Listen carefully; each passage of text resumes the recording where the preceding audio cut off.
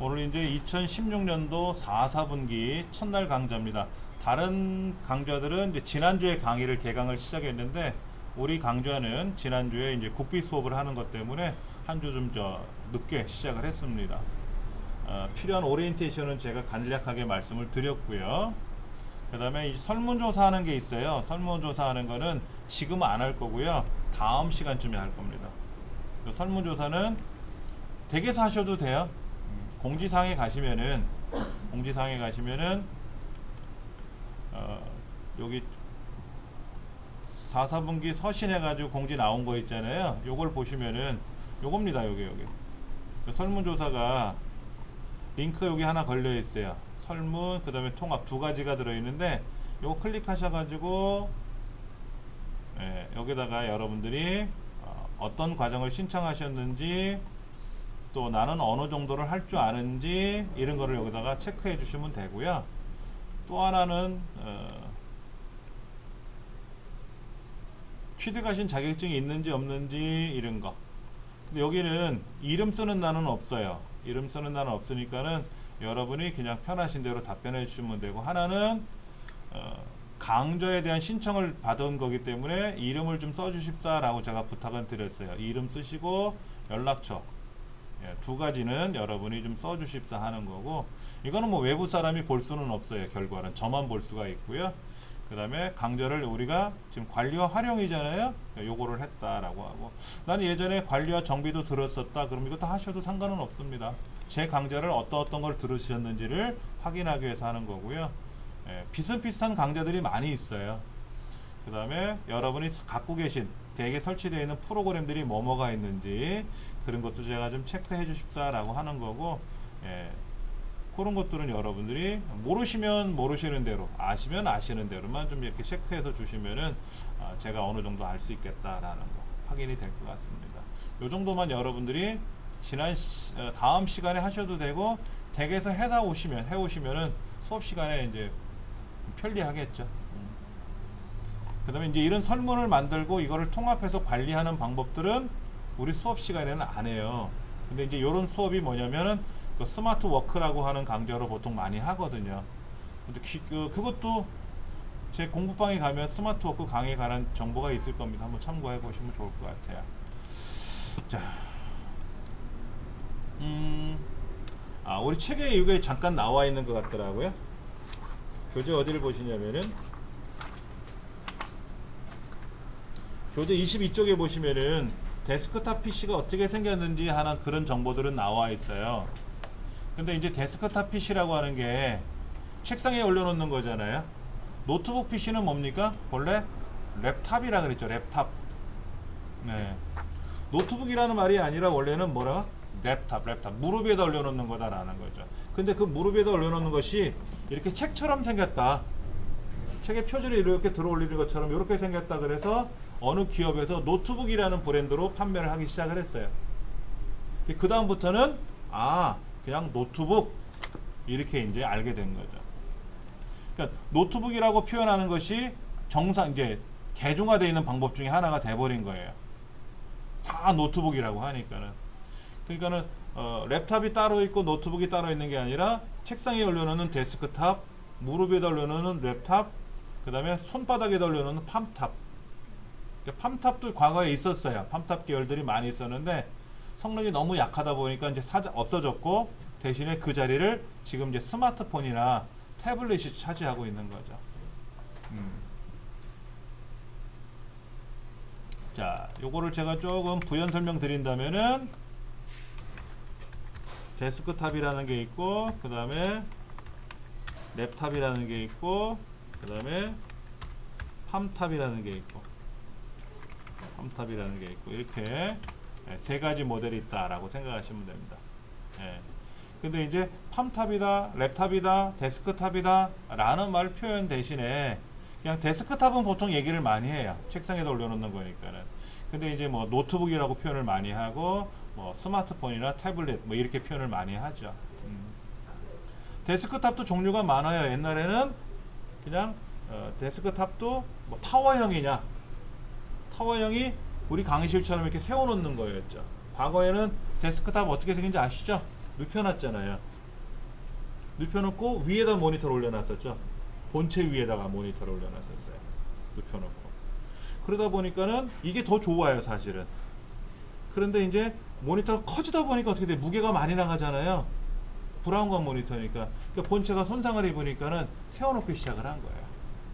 세워놓기 시작하고 그 세워놓는 컴퓨터에 여유 공간을 좀 더 가지고 뭐 하드 디스크라든지 이런 장치들을 더 많이 추가할 수 있게끔 그렇게. 그래서 타워형이냐 일반 데스크탑이냐 이렇게 하고, 타워형도 뭐 미들 타워냐 빅 타워냐 이렇게 나오고.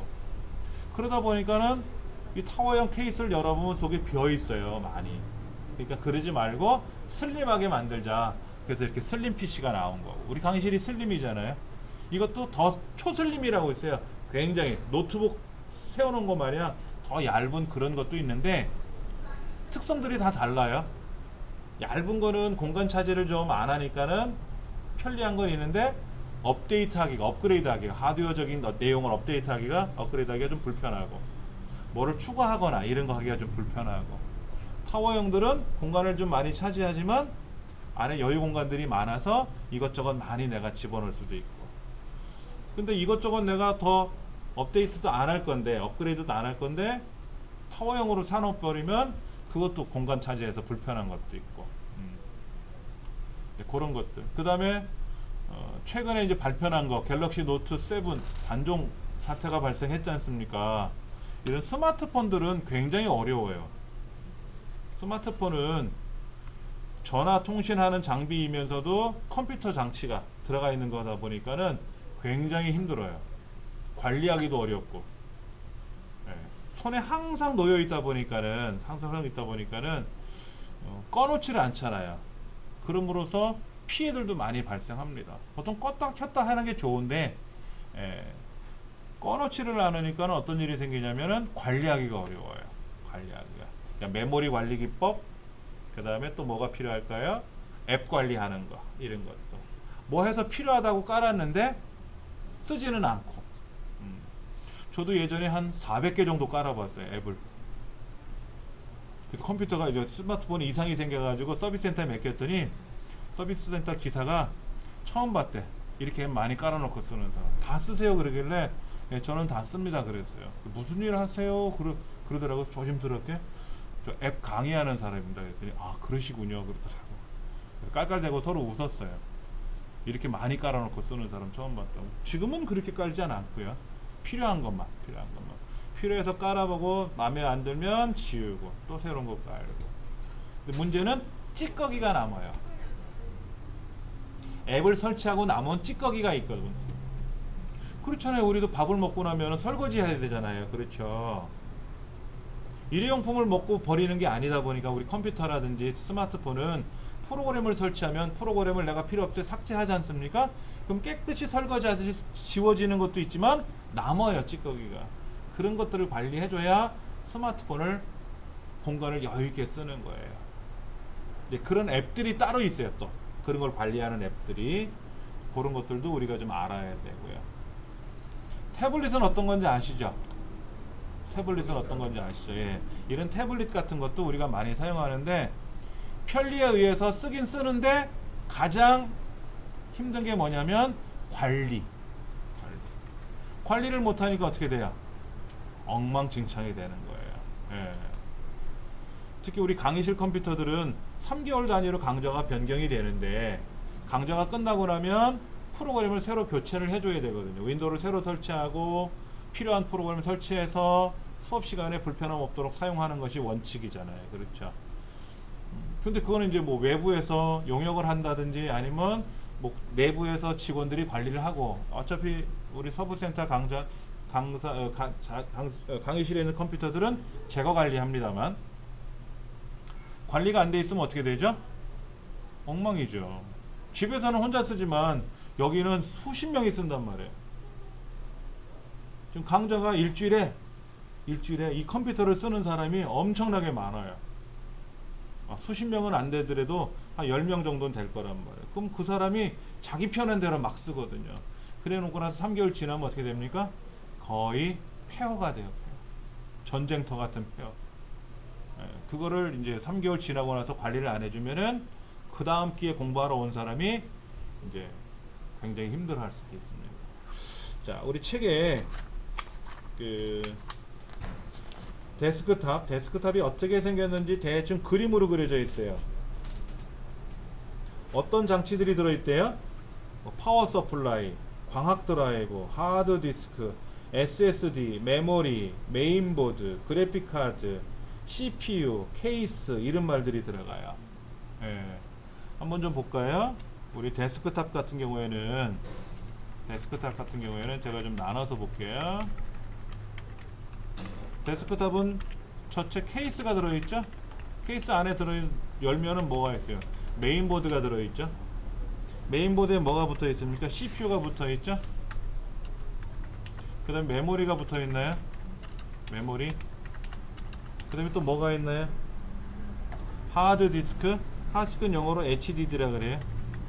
요즘 SSD 많이 사용하는 거 들어보셨어요? SSD. 이따 요거 숙제로 내드릴 겁니다. SSD의 구성 종류. 이거를 숙제로 좀 내드릴 텐데. 그 다음에 또 뭐가 있죠? ODD가 있죠? ODD는 CD나 DVD, 블루레이 디스크와 같은 광학 디스크 장치를 말하는 겁니다. 옵티컬 디스크 드라이브라 그래서 ODD.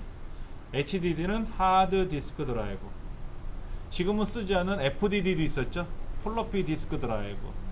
SSD는 솔리드 스테이트 디스크. 솔리드 스테이트 드라이브. 디스크는 둥그런 판을 디스크라고 합니다. 근데 SSD는 둥그런 판이 아니라 플래시 메모리라 그래서 우리 디카 메모리 같은 USB 메모리 같은 플래시 메모리로 구성되어 있어요. 그 다음에 또 뭐가 있나요? 그래픽 카드가 들어있네요. 그래픽 카드. 영어로 말하면 VGA라고 보통 얘기를 합니다. VGA 그래픽 카드. 그 다음에 또 뭐가 있나요? 파워가 있네요. 파워. 전원 공급 장치라고 하는 파워 서플라이라는 게 있어요. 또 뭐가 있죠? 키보드, 마우스, 또 모니터, 프린터, 스캐너. 근데 뭐 데스크탑에는 뭐 키보드, 마우스는 어차피 데스크탑에 붙이는 거니까 요거는 뺄게요. 그렇죠? 예. 빼고. 이 말고도 또 있을 것 같아요. 이거 말고도 또 있을 것 같은데, 뭐 사운드 장치라든지, 맞다. 사운드 장치도 있죠. 사운드 장치도 있고요. 또 뭐가 있습니까? 네트워크 장치도 있죠. 네트워크 장치. VGA는 다른 말로 뭐라고 표현한다 그랬죠? 아까요? 그래픽 카드라고 부른다 그랬고요. 네트워크 장치는 다른 말로 뭐라고 합니까? 랜 카드라고 하죠. 랜 카드라고도 부르고요. 또 뭐가 있을까요?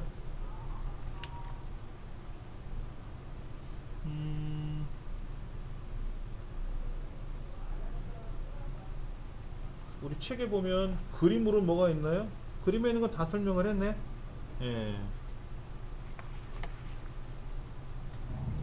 자, 여러분이 사용하시는 CPU, 우리 강의실에 있는 CPU, 여러분 댁에 있는 CPU도 알아야 돼요. 내가 쓰는 컴퓨터는 CPU가 무슨 CPU인지. 예. 컴퓨터 어떤 거 쓰세요? 그러면 제 컴퓨터는 CPU가 뭡니다 라고 이렇게 얘기를 해야 돼요. 우리 보통 집에 자동차가 있으면 그 자동차에 그냥 티코다, 그랜저다, 이렇게 뭐 벤츠다 라고 얘기할 수 있겠지만은, 내가 쓰는 자동차는 배기량이 얼마짜리고 몇 기통 엔진이고 뭐 이런 거 있잖아요. 에어백이 몇 개가 있고 연비가 어느 정도 들어가고 이런 거 보통 아시지 않습니까?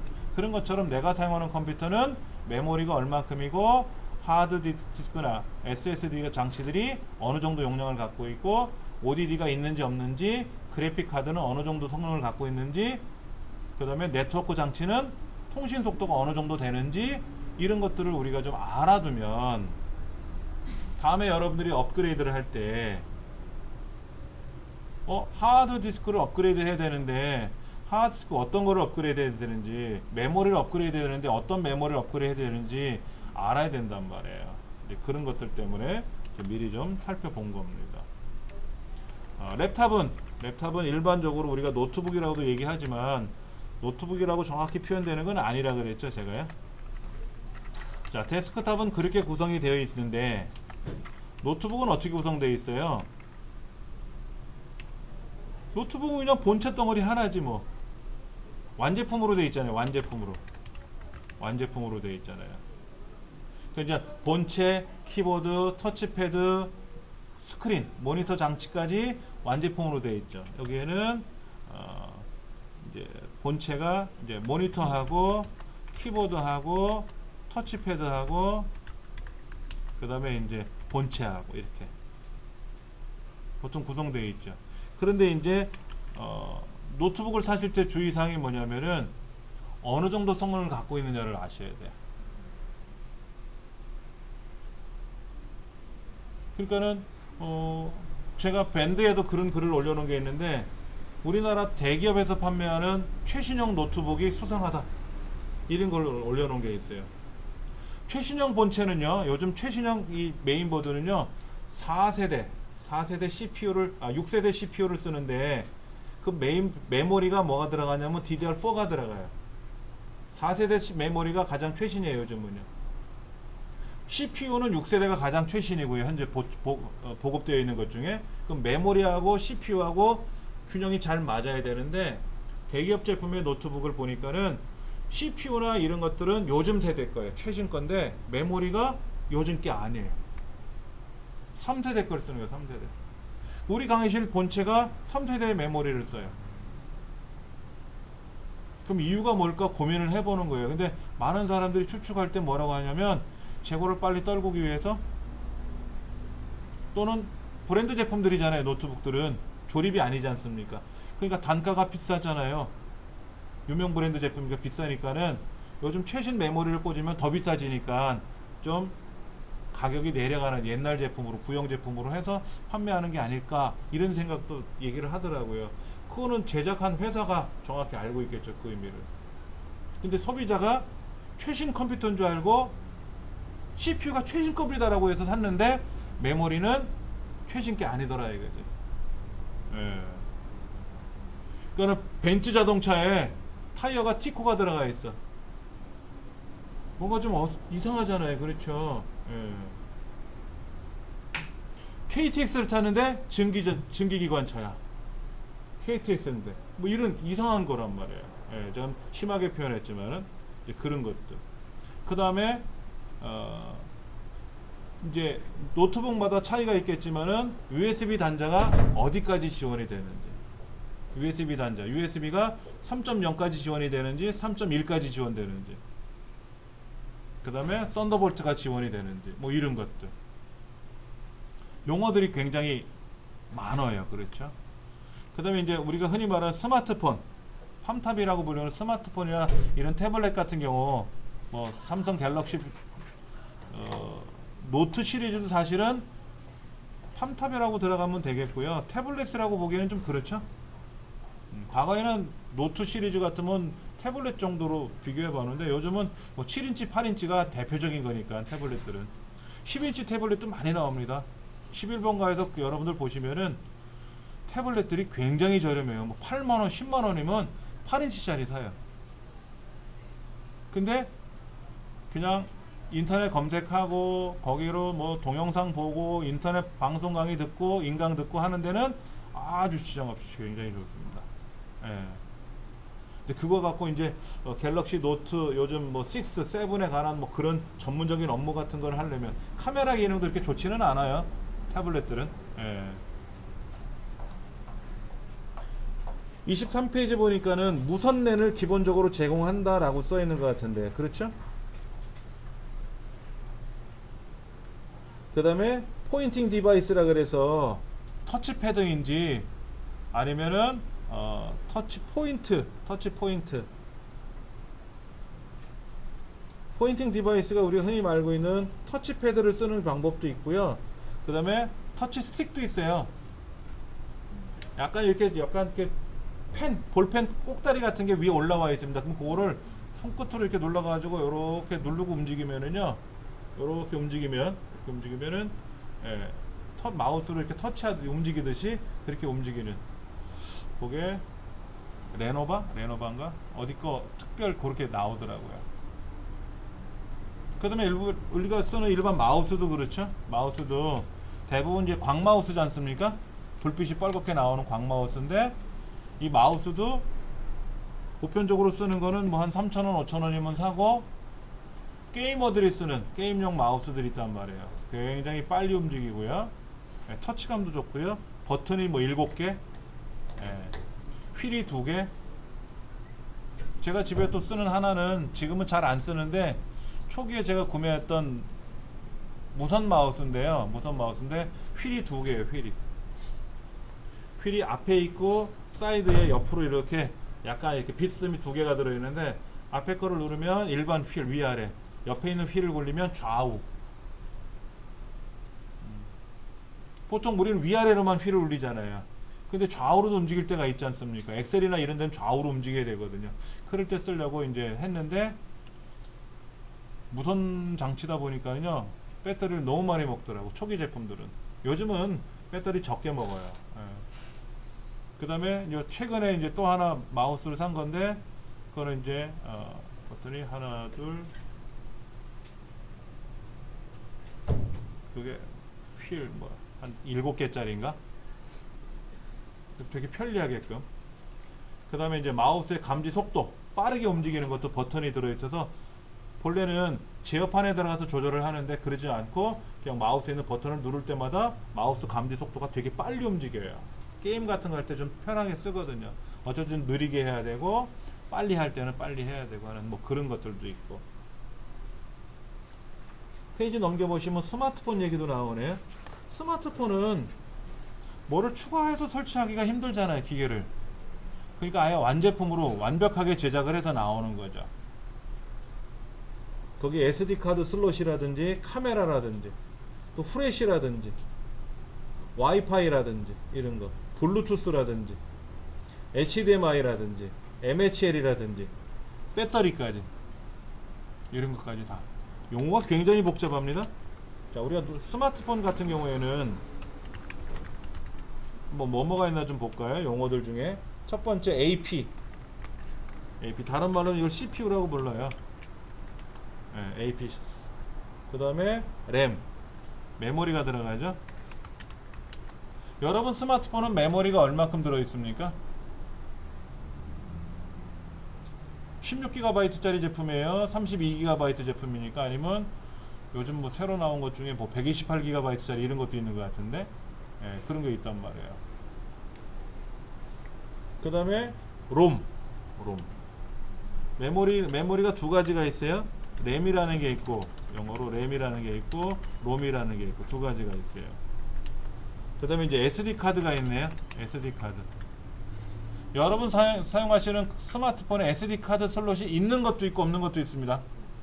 삼성전자에서 나온 건 대부분 있는데, 예전에 LG 제품 중에는 없는 것도 있더라고요.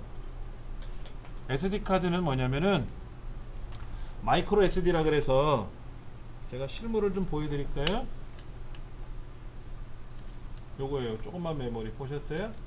요게 SD 카드고요. 이게 SD고, 디지털 카메라 들어간 SD고, 요거 이제 조그만 SD, 마이크로 SD라고 하는데, 이 마이크로 SD를 스마트폰 안에다가 연결을 해주면 우리 외장 하드 꽂듯이, USB 메모리 꽂듯이 쓰는 거예요. 별도로. 그런데 제가 사용하는 제 스마트폰은 옛날 거라서 32GB까지 지원이 돼요. 근데 갤럭시 S5 같은 경우에는 128GB까지 지원이 됩니다. 용량이 큰 것도 지원이 돼요. 그 다음에 최신 제품들은 256GB 메모리까지 지원되는 걸로 알고 있어요. 그러면 여러분이 사진을 많이 찍으시는 분들 같은 경우에는 자체 메모리도 촬영하게 되면은 공간을 많이 차지하니까 안 돼요. 그러면 뭐 128GB SD 카드를 사셔서 메모리를 탑재하셔가지고 스마트폰 앱 들어가셔가지고 그 SD 카드에다가 촬영되게끔, 거기에 저장이 되게끔 설정하는 기능이 있거든요. 그럼 여러분 여행 가셔가지고 아주 마음 놓고 찍으셔도, 연년간 찍으셔도, 그리고 어디 여행 가시면 동영상도 많이 촬영하실 텐데 동영상이 의외로 용량을 많이 차지하지 않습니까? 그것도 아주 무난히 촬영이 되는 거로. 우리 집 큰애가 연수를 받으러 스페인을 갔었어요. 바르셀로나 그 건축물들을 좀 보러 갔었는데 그때 128GB짜리를 제가 사서 꽂아줬어요. 그랬더니 가서 동영상 찍고 사진 찍고 한 열흘 정도 생활했는데 넉넉하게 여유 있게 촬영을 해서 왔더라고요. 굉장히 좋죠. 만약에 그게 안 돼 있었으면 어떤 학생은 SD카드 용량을 늘려서 가져온 게 아니라 노트북을 가져온 거예요. 노트북. 그래서 스마트폰으로 첫날 찍은 거 노트북에다 저장해 놓고 둘째 날 찍은 거 또 노트북에다 옮겨 놓고 메모리 지우고 이렇게 번거롭게 일을 한 거예요. 뭐 노트북 가져온 이유는 노트북으로 좀 큰 화면으로 촬영한 사진을 보기 위해서도 가져온 것도 있겠지만은 주로 저장 용도로 가져왔다고 얘기를 하길래 그 학생은 SD카드를 몰랐나 그런 생각이 들더라고요. 그 얘는 뭐 그냥 노트북하고 외장 그 배터리 있지 않습니까? 큰 거 용량 큰 거를 제가 하나 줘가지고 그걸 갖고 다니면서 충전하게끔 하고 촬영은 그거 갖고 하고 그래서 아주 그냥 짐도 간단하게 갔다 온 그런 기억이 납니다. 이런 SD 카드라든지 그 다음에 많이 나오는 게 여기 카메라 또 플래시 번쩍거리는 거죠. 플래시라고 말을 하는 게 아니라 사실은 그 스트로브라고 얘기해. 스트로브 스피드라이트라든지 스피드라이트 또는 스트로브라고 얘기하는 건데 플래시는 번쩍거린다 그래서 그냥 그 카메라 제조 회사에서 플래시라는 상품으로 판매를 한 거예요. 본래 명칭은 스트로브 스피드라이트 이렇게 얘기를 합니다. 캐논은 니콘은 스피드라이트라고 부르고요. 캐논은 그냥 플래시 일반적으로 플래시라고 보통 얘기를 하죠. 제조 회사마다 약간 다른 명칭을 쓰는데 정식 명칭은 스트로브라고 되어 있습니다. 그 다음에 많이 나오는 게 블루투스 많이 들어보셨죠? 그 다음에 와이파이 그 다음에 HDMI라는 그 다음에 MHL 이런 용어들이 나와요. 이런 용어 뭐 배터리라든지 이런 거 배터리가 터져가지고 이제 뭐 화재가 발생했다 그런 얘기 하는데 모르겠습니다. 제 스마트폰은 그러지는 않은 것 같아요. 근데 오랫동안 쓰면 좀 열은 납니다. 겨울엔 좋아요. 따뜻하니까. 자, 그럼 여러분이 여기서 알고 계시는 용어들, 모르시는 용어들이 혹시 있는가 한번 생각을 해보세요. 그럼 모르시는 용어가 있으면 저한테 질문을 하셔야 되고 제가 질문을 또 시간적인 여유가 안 돼서 안 된다면은 여러분이 댁에서 조사를 해 오셔야 되고 그렇게 공부를 하셔야 되겠죠. MHL은 뭐냐면은 스마트폰하고 가정에 있는 디지털 TV 모니터 이런 거 있잖아요. 대형 모니터를 연결해 주는 단자예요. MHL 기능이 되어 있으면 케이블을 꽂으면은 스마트폰에 있는 내용이 대형 모니터라든지 TV로 전송이 돼서 그 큰 화면으로 보는 거고요. 그리고 유선이고요.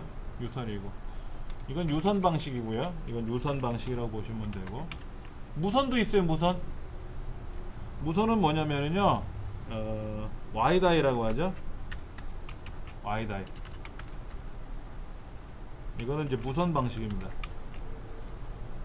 와이어레스 디스플레이의 줄임말입니다. 와이어레스 선이 없는 디스플레이 장치 무선 방식입니다. 즉 내 스마트폰에서 TV나 모니터로 무선으로 송출해요. 그럼 화면에 뜬다. 이게 뜬다 이거죠. 큰 화면으로. 참고로 우리 사용하는 스마트폰은 MHL은 다 지원을 해요. 와이다이도 다 지원합니다. 문제는 내가 사용하는 모니터가 MHL 기능이나 와이다이 기능이 안 된다는 거고 우리 집에 있는 모니터가 디지털 TV가 MHL 기능이 지원이 되는지 와이다이 기능이 지원이 되는지를 여러분이 알고 계셔야 되는 거예요. 저희 집은 둘 다 안 돼요. TV가. 근데 애들이 쓰는 모니터는 MHL 기능은 됩니다. 근데 얘기를 안 해줘요, 제가. 그럼 MHL 케이블은 그렇게 비싸진 않아요. 한 2만원 선이면 사는데 그걸 사가지고 요거로 게임하는 게 아니라 이걸 보면서 큰 화면으로 게임할 거란 말이에요. 그 꼴은 못 볼 것 같아요, 제가. 그래서 얘기를 안 해주는 거예요. 저희 집 TV가 MHL이 되는지 와이다이가 되는지도 얘기를 안 해줬습니다. 오로지 그냥 TV가 크니까 노트북이라든지 데스크탑에 있는 모니터 장치로 연결해서 하는 거는 애들이 하니까, 모니터로 연결하는 거는 할 줄 아니까 그렇게 해서 게임을 하거나 집에서 그거로 이제 웹서핑을 하긴 해요. 근데 스마트폰으로 연결하는 얘기는 일치 안 해줬습니다. 모르죠. 이 방송 또 보면 우리 집이 되는구나 안 되는구나 알고 또 연구를 해서 여러분들 닌텐도 위 아세요? 위? 그 게임기잖아요. 그걸 우리 애들은 PC로 합니다. 닌텐도 위 게임을 PC로 해요. 그 게임기 조정하는 거 있잖아요. 그게 블루투스거든요. 그러니까 PC에다 블루투스 수신기를 달아가지고 그 프로그램을 돌리면은 에뮬레이터 돌려가지고 그 수신기 가지고 해상도 좋잖아요. 왜냐면 위가 해상도가 낮아요. 한 480밖에 안 나와요. TV가 보통 1920 해상도인데 그러니까는 멋이 없다라는 거죠. 근데 그거를 애들이 어떻게 하든지 알게 돼가지고 장치를 사가지고 막 세팅해가지고 해요. 얘 엄마는 옆에서 뭐라고 하면 우리 애들이 진짜 똑똑하다 얘기하는데 요즘 청소년들은 다 그렇게 할 줄 압니다. 어른이 못하는 거지. 쥐들이 노는 거를 왜 못하겠어요. 다 하죠.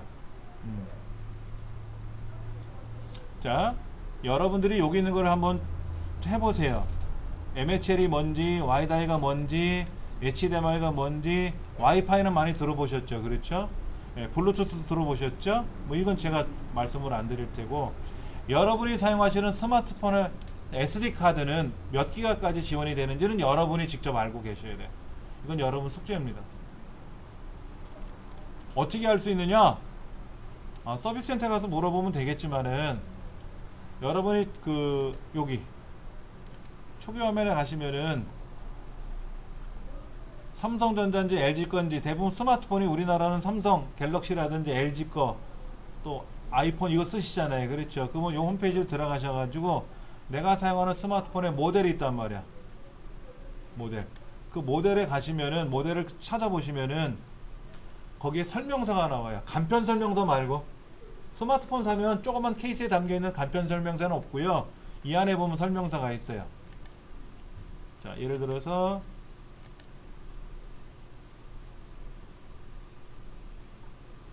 여기 지금 스마트폰을 빠른 해결 다운로드로 가서 한번 볼까요? 자, 그러면 휴대폰 이거는 시각장애인용이래네. 자, S210 이거 오래된 제품인데 한번 제가 찾아볼게요. 자, 이게 스마트폰 모델인데 이 스마트폰에 보면 매뉴얼이 있단 말이에요. 매뉴얼. 이런 매뉴얼을 열어보시면은 이 매뉴얼이 여기 이제 다운로드가 되면서 보일 거거든요. 그러면 거기에 내가 사용하는 스마트폰은 외부 SD 메모리가 몇 개까지 지원이 된다 이런 게 나와요. 그걸 보셔가지고 여러분이 공부를 하셔야 돼요. 예. 저는 참고로 제가 사용하는 스마트폰은 제가 여기다가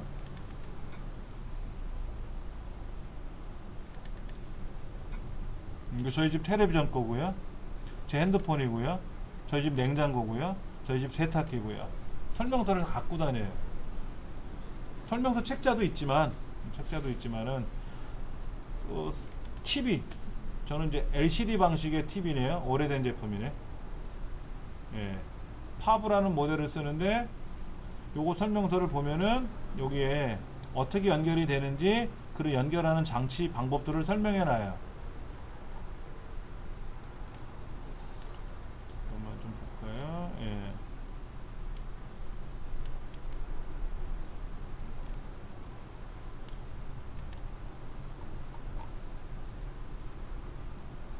이거는 이제 리모컨 사용법이고요. 여기 이제 장치 연결하는 거 이런 게 있단 말이에요. DVD 연결할 때 어떻게 연결하고 뭐 그 다음에 PC를 연결할 때 어떻게 쓰고 홈시어터 앰프는 어떻게 연결하고 이런 것들이 있단 말이에요. 이런 설명서를 제가 보면서 집에 세팅을 하는 겁니다.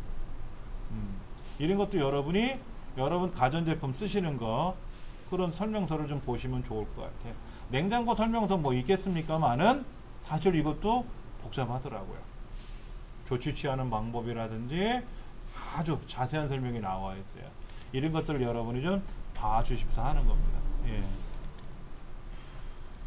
자, 그렇다면은 우리 교재 그 뭐 26페이지 같은 경우에는 태블릿과 노트북을 합한 2-in-1 PC 뭐 이런 것도 나오네요. 자, 울트라북이라는 것도 나와요. 컨버터블 PC라는 말도 나오고요. 컨버터블 PC는 뭡니까? 태블릿인 것 같은데 노트북인 것 같고, 즉 보통 노트북은 본체 키보드가 붙어 있고 모니터가 따로 있잖아요. 근데 컨버터블 PC 같은 경우에는 본체에 모니터가 붙어 있어요. 키보드는 따로 결합하는 거예요. 그래서 키보드를 결합하면 노트북처럼 생긴 거고, 키보드 부분을 빼버리면은 그냥 태블릿처럼 생긴 거죠. 근데 얘네들이 그렇게 고성능이 아니에요. 이게 만약 고성능이면 어떨까요? 디자인 값 들어가야죠. 새로운 모델 만들었으니까 홍보비 들어갔죠. 광고비 엄청 비싸질 거란 말이에요. 그러니까 그냥 인터넷 서핑하는 정도로만, 워드 작업하는 정도로만 돼 있지 전문적인 그래픽 작업이나 이런 거 할 때는 버거워요. 울트라북 들어보셨죠? 울트라북은 뭐고 노트북은 뭡니까? 자, 울트라북, 노트북 무슨 차이가 있어요?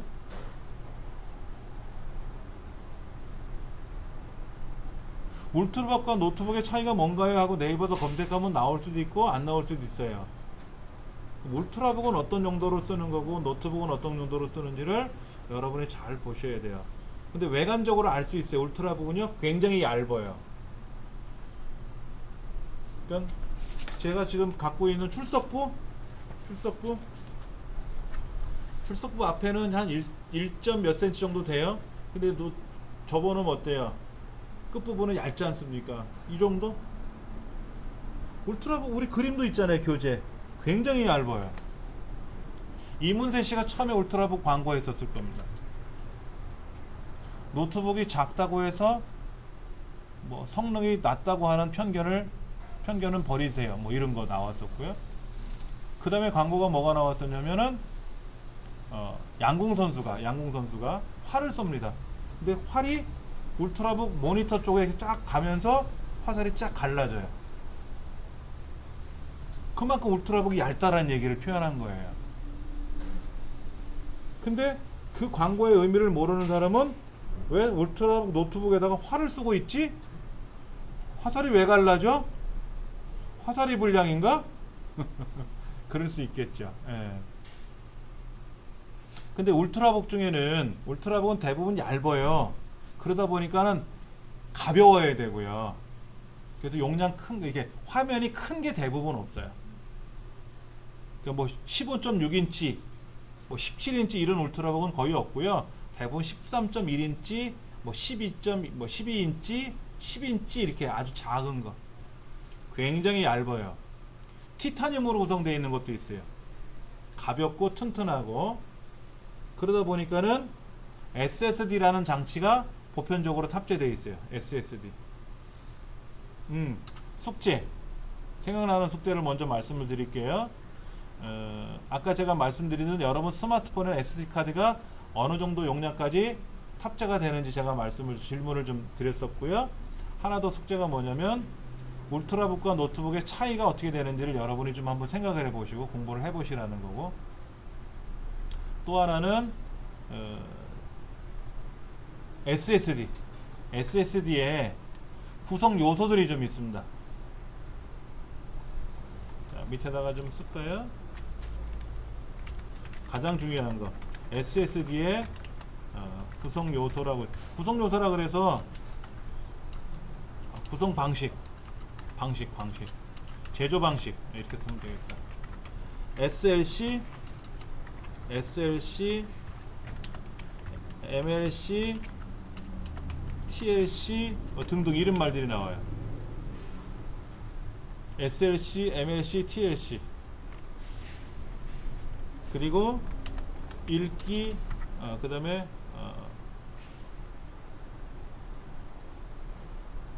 읽기, 쓰기 속도. 그 다음에 이제 그 SSD도 종류가 여러 가지예요. 종류. 우리가 흔히 말하는 SSD 장치는 하드 디스크처럼 생긴 그런 것도 있습니다. 하드 디스크처럼 생긴 거 있어요. 한 60g 정도 갑니다. 굉장히 가벼워요. 여러분 외장 하드 보셨죠? 외장 하드보다 한 절반 크기밖에 안 해요. 노트북용 외장 하드 손바닥에 올려놓잖아요. 그 절반 정도 돼요. 우리 명암 크기 정도. 얇기도 굉장히 얇습니다. 가볍기도 굉장히 얇아요. 가볍고. 그런데 이 종류는 뭐 M2라는 방식이 있고요. 예를 들어서 뭐 M2, 그 다음에 뭐 PCI 방식, 그 다음에 그 SATA 방식.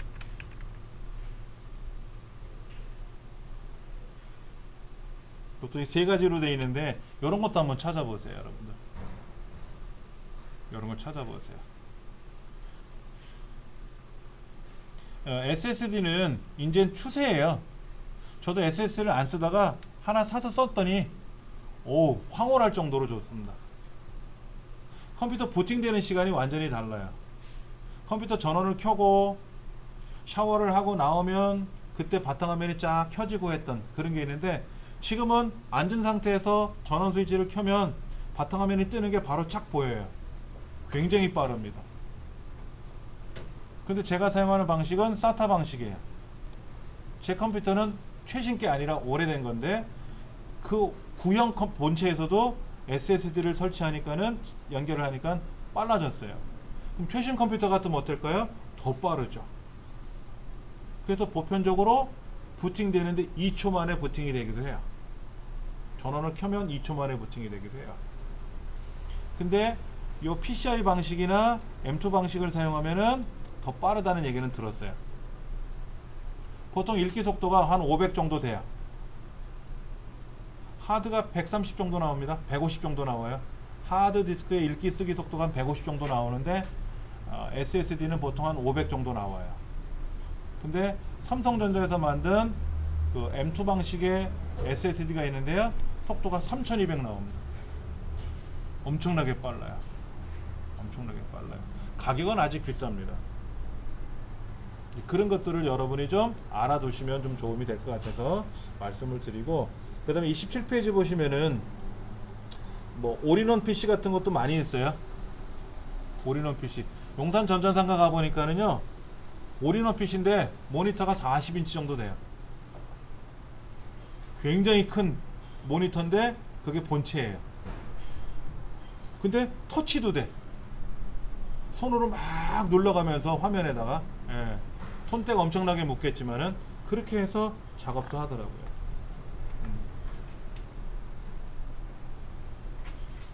자, 잠깐 쉬는 시간을 좀 가져볼 건데요. 쉬는 시간 갖고 나서는 뭐를 해볼 거냐면은 우리 컴퓨터를 좀 검사해 볼 거예요. 우리 컴퓨터를 검사하는 게 중요한 게 아니라 여러분 댁에 있는 컴퓨터를 여러분이 아셔야 되기 때문에 여기서 일단 연습하시고 댁에 있는 컴퓨터를 한번 점검해 보시라는 거예요. 그래서 우리 집 컴퓨터는 우리 강의실 컴퓨터보다 얼마나 좋은지, 어느 정도 성능을 갖고 있는지를 알고 계셔야 되니까는. 네. 자, 홈페이지에서, 제 홈페이지에서 PC 정비 자료실 일로 들어오셨잖아요. 그렇죠?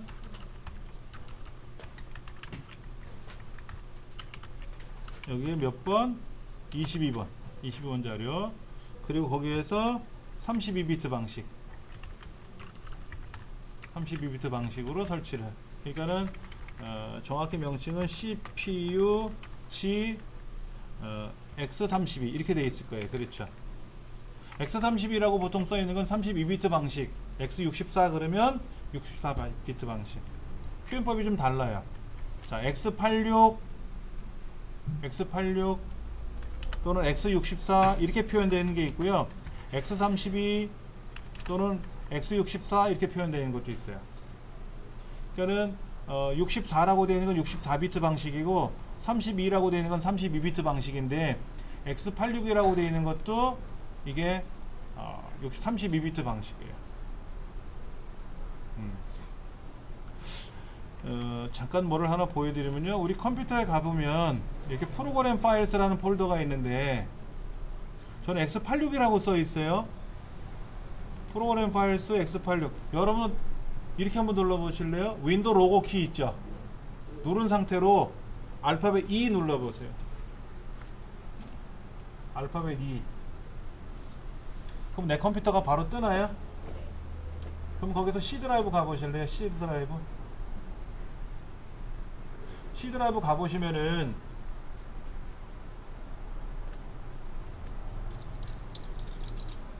요렇게 프로그램 파일스 하나만 있죠? 이거는 뭐냐면 여러분 우리 컴퓨터는 그런 컴퓨터는 32비트 컴퓨터라는 뜻이에요. 근데 저는 X86이라고 되어 있는 거는 32비트고 그냥 프로그램 파일스는 64비트라는 거예요. 정확히 내 컴퓨터가 64비트인지 아닌지는요 이렇게 확인하시는 거예요. 거기서 확인하시는 게 아니라 내 컴퓨터 아이콘 있잖아요.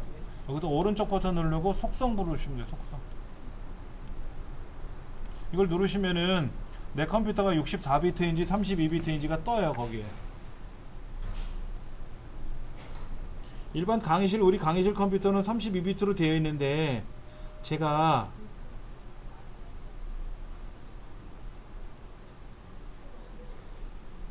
이 정비 수업을 하기 위해서 별도의 컴퓨터에다 64비트를 설치했거든요.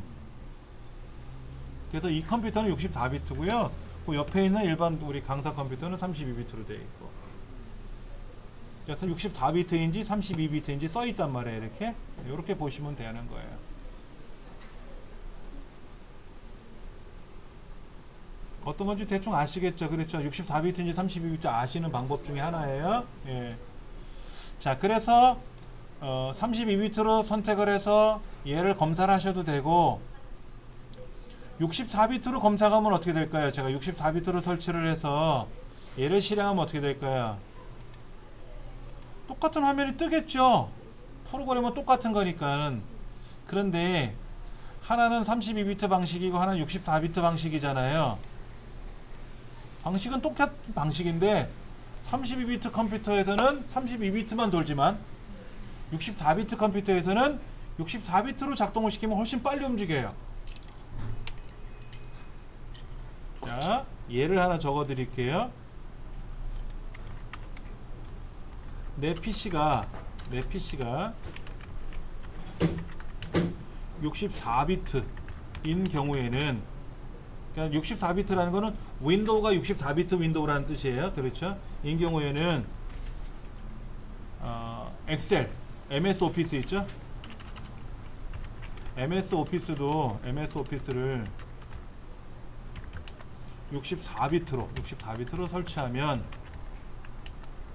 32비트 MS 오피스보다는 빨리 작동된다. 엑셀 파워포인트 아시죠? 얘도 64비트 엑셀이 있고 32비트 엑셀이 있습니다. 따로따로 있어요. 아래 한글은 다 32비트만 있어요. 64비트 아래 한글은 없어요. 포토샵도 32비트 포토샵이 있고 64비트 포토샵 따로 있어요. 그런데 포토샵을 설치하시잖아요. 그럼 내 컴퓨터가 64비트면 64비트, 32비트 두 가지를 다 설치해주고요. 내 컴퓨터가 32비트면 32비트만 설치해줘요. 근데 32비트용 포토샵만 따로 팔기도 해요. 포토샵을 사실 때. 근데 이제 패키지로 사시면 내 윈도우 버전에 따라서 비트 수에 따라서 알아서 다 깔아줘요. 그리고 이 포토샵 말고 아도비에서 만든 프로그램 중에 그 동영상 편집하는 프리미어라는 프로그램이 있는데 이 프리미어라는 프로그램은 32비트에서는 설치가 안 돼요. 64비트 컴퓨터에서만 설치가 돼요. 그러면 우리 강의실 컴퓨터나 여러분 우리 집에 있는 컴퓨터를 다 64비트 윈도우로 설치하면 안 되냐? 컴퓨터 성능이 안 좋으면 64비트 설치하면 더 힘들어요. 내 컴퓨터 성능이 좋아야 64비트를 설치했을 때 빨리 움직인다는 거지, 내 컴퓨터가 성능이 안 좋은데 64비트를 설치하면 더 느려져요. 그래서 안 된다라는 거예요. 그러니까 요즘 대부분이 컴퓨터를 조립을 한다거나 그러면 메모리를 8GB 정도를 설치하거든요. 그럼 64비트를 쓰면 최상으로 좋아요. 그런데 내 컴퓨터가 8기가야. 8기가. 근데 윈도우 32비트를 설치했어. 그럼 8기가 중에 3.5기가만 작동돼요. 나머지 5.5기가는 4.5기가는 작동을 안 합니다. 기계를 작동을 못 시켜요. 그러니까는 내 컴퓨터가 8비트다. 8기가바이트다 메모리가. 그러면 당연히 64비트를 설치해야죠. 4기가다 그럼 참 애매해요. 4기가. 이게 지금 4기가짜리인데 지금 보여드리는 이 컴퓨터가 4기가바이트로 되어 있는데 64비트를 설치하니까는 윈도우 자체는 좀 빨리 움직이는데 다른 프로그램을 좀 연결을 해서 작동하면 좀 버벅거리는 게 있어요. 이런 컴퓨터는 64비트를 8기가를 설치하면 돼요. 근데 문제가 8기가를 꽂을 수 있는 공간이 없다라는 거지. 기존에 있는 걸 빼고 중고로 팔든지 처분하고 용량 큰 걸 다시 추가해야 되는 불편함이 있는 거고. 자, 먼저 보여드리면 제가 하나는 32비트, 64비트인데 똑같아요. 화면은요. 그냥 하나 닫을게요. 자, CPU-G라는 프로그램은 우리 스마트폰에도 있어요. 여러분이 플레이스토어에 들어가셔서 스마트폰 앱 다운로드 받는 사이트 있지 않습니까? 그걸로 들어가셔서 CPU-G라고 검색하면 이렇게 보라색으로 Z자가 그려져 있는 거 있어요. 얘를 앱을 설치하시면 내 스마트폰 환경을 다 검사해줘요. 댁에 가서 한번 설치해 보세요. 예, 그래서 내 스마트폰은 센서가 뭐뭐가 있는지, 여기 센서가 엄청나게 많습니다. 여러분 전화하시려고 전화기를 이렇게 번호를 누르고 나서 이렇게 귀에다 갖다 대잖아요. 그러면 화면이 꺼집니까? 켜져 있습니까? 꺼져요. 근데 얘를 이렇게 당기면 떨어뜨리면 어떻게 돼요? 화면이 보이죠? 그게 조도 센서예요. 근접 센서. 근접 센서를 해서 지금 몸에 어디 가까운 곳에 기계가 붙어 있으면 화면을 차단해야 돼요. 그리고 밝기에 따라서, 주변의 밝기에 따라서 화면의 밝기도 자동 조정하는 것도 있잖아요. 그게 조도 센서예요. 그 다음에 GPS 센서도 있잖아요. 위치 센서. 그런 것도 있고 굉장히 많아요. 터치 센서 뭐 이런 거. 내가 사용하는 스마트폰은 몇 개를 동시에 터치했을 때 인식이 되느냐, 몇 개까지 인식이 되느냐. 참고로 제 거는 10개까지 인식이 돼요. 손가락 10개를 누르면 10개까지 다 인식이 돼요. 그 보급형 스마트폰 아시죠? 어르신들이 갖고 다니는 화면이 좀 큰 스마트폰이 있어요. 용량은 좀 작고 한 것들이 있거든요. 그 다음에 기계값도 좀 저렴해서 그 부담이 좀 덜한 것들, 이런 것들은 터치가 5개만 돼요. 5개 해도 되잖아요. 피아노 연주하는 것 같은 연습 안 해도 되잖아요. 그렇죠? 그럼 터치가 5개짜리. 이제 그런 것들 때문에 센서가 줄어드니까는 기계값이 줄어드는 거예요. 메모리도 좀 적고 해서 앱을 많이 깔기에는 좀 불편하고 그런 거. 이제 그런 것들을 모바일용 CPU-Z를 설치하시면 다 나와요. 보시면 되고.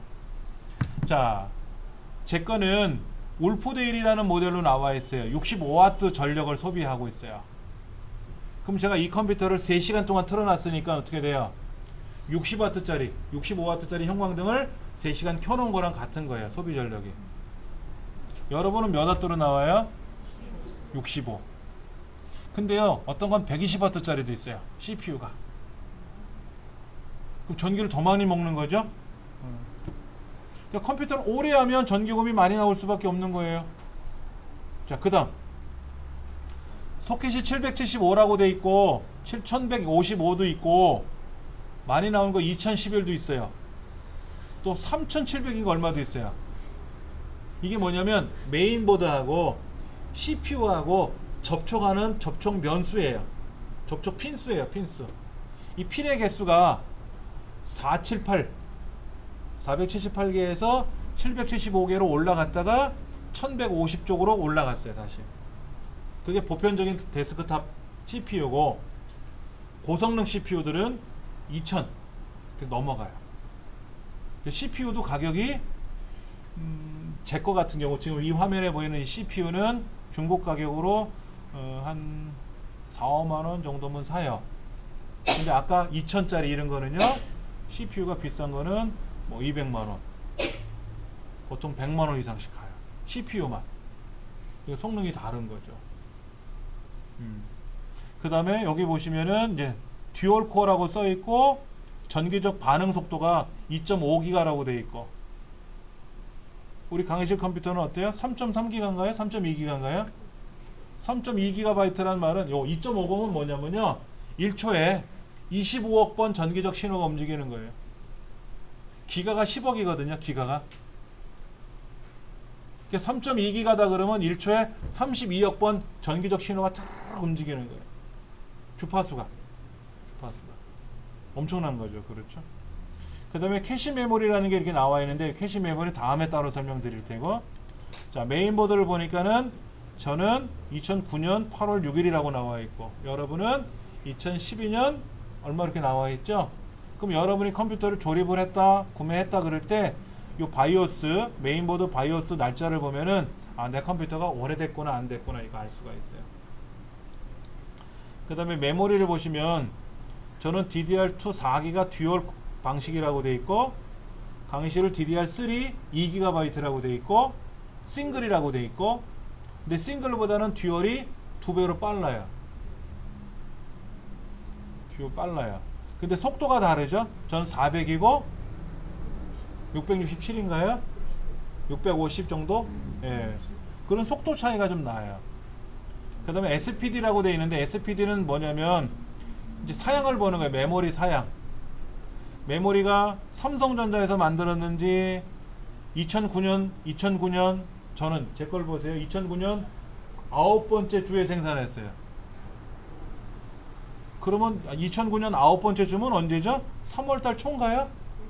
3월달 초. 2009년 3월달 초에 만든 메모리를 삼성전자 거 그거를 꽂은 거고요. 또 여기 보면 2번 슬롯이 있어요. 1번 슬롯과 2번 슬롯이 있는데, 하나는 2010년도 15번째 주에 생산한 거고, 얘가 좀 더 비싸요. 2009년 제품보다 2010년 제품이 1년 차이가 나니까 비싸죠. 근데 여러분들 해보시면은 슬롯 1번은 있는데 슬롯 2번이 없다든지 이럴 수 있잖아요. 메인보드는 제가 그림을 따로 보여드리겠지만은 홈페이지에 가보시면 다나와라는 사이트가 있어요. 다나와. 여기 다나와라는 사이트가 있는데, 이 다나와 사이트로 가보시면은 여기에 우리 컴퓨터 이런 부품들을 여기 이제 소개를 해 놓은 게 있어요. 제가 다시 한번 이건 세밀하게 말씀을 드릴 테고요. 이 다나와라는 곳에 가보시면은 이게 최신 제품들을 소개하는 공간이기 때문에 만약 기계적인 점검을 한다든지 검사할 때는 여기서 이제 보여드릴 거예요. 여기 보시면 뭐라고 되어 있어요? 얘는 1151, 우리는 1155, 어떤 건 1150, 다 달라요. DDR4 이렇게 되어 있잖아요. 어떤 건 DDR3, DDR2 이게 다 다르고요. 여기 M2 포트가 있고요. M2 포트가 있고요. 이런 게 있단 말이야. 키보드 마우스 포트가 들어있고, USB 3.0 3개, USB 3.0 C타입 하나, USB 3.1은 없어요. 여기 3.1은 없다고 써 있잖아요. 그렇죠? 이런 것들. 근데 얘를 클릭해 보시면은 메인보드 그림이 보이는데, 이게 메인보드 그림이 보이는데, 이 메인보드 구성이 어떻게 되냐면, 자, 그림을 한번 볼까요? 네, 여기 있네요. 이렇게 오른쪽에 이렇게 큰, 여기 CPU 자리고요. 검정, 회색 4개가 보이시죠? 이게 메모리 꽂는 자리예요. 그러면 이거로 점검하면은요, 얘가 4번까지 나와야 돼요. 근데 우리 1, 2번 밖에 없잖아요. 그러니까 뭐다? 메모리 꽂는 데가 2개밖에 없다는 거예요. 그러니까 메모리 4개를 꽂을 수 있으니까 4기가짜리 2개를 꽂으면 8기가고, 다음에 또 4기가짜리나 8기가짜리 2개를 더 꽂으면 또 늘어나는 거죠. 그렇죠. 근데 현재 우리는 2개밖에 없는데 한 2기가 꽂혀 있단 말이야. 그럼 나중에 6기가를 꽂든지 8기가를 꽂든지 4기가를 꽂거나 2기가를 꽂으면 용량이 더 늘어나겠고, 이때 용량이 늘어나는 것도 중요하지만 속도 똑같은 속도를 꽂으면, 용량의 차이가 나도 상관없는데 속도가 똑같은 메모리를 꽂으면 메모리가 2배 빨라져요.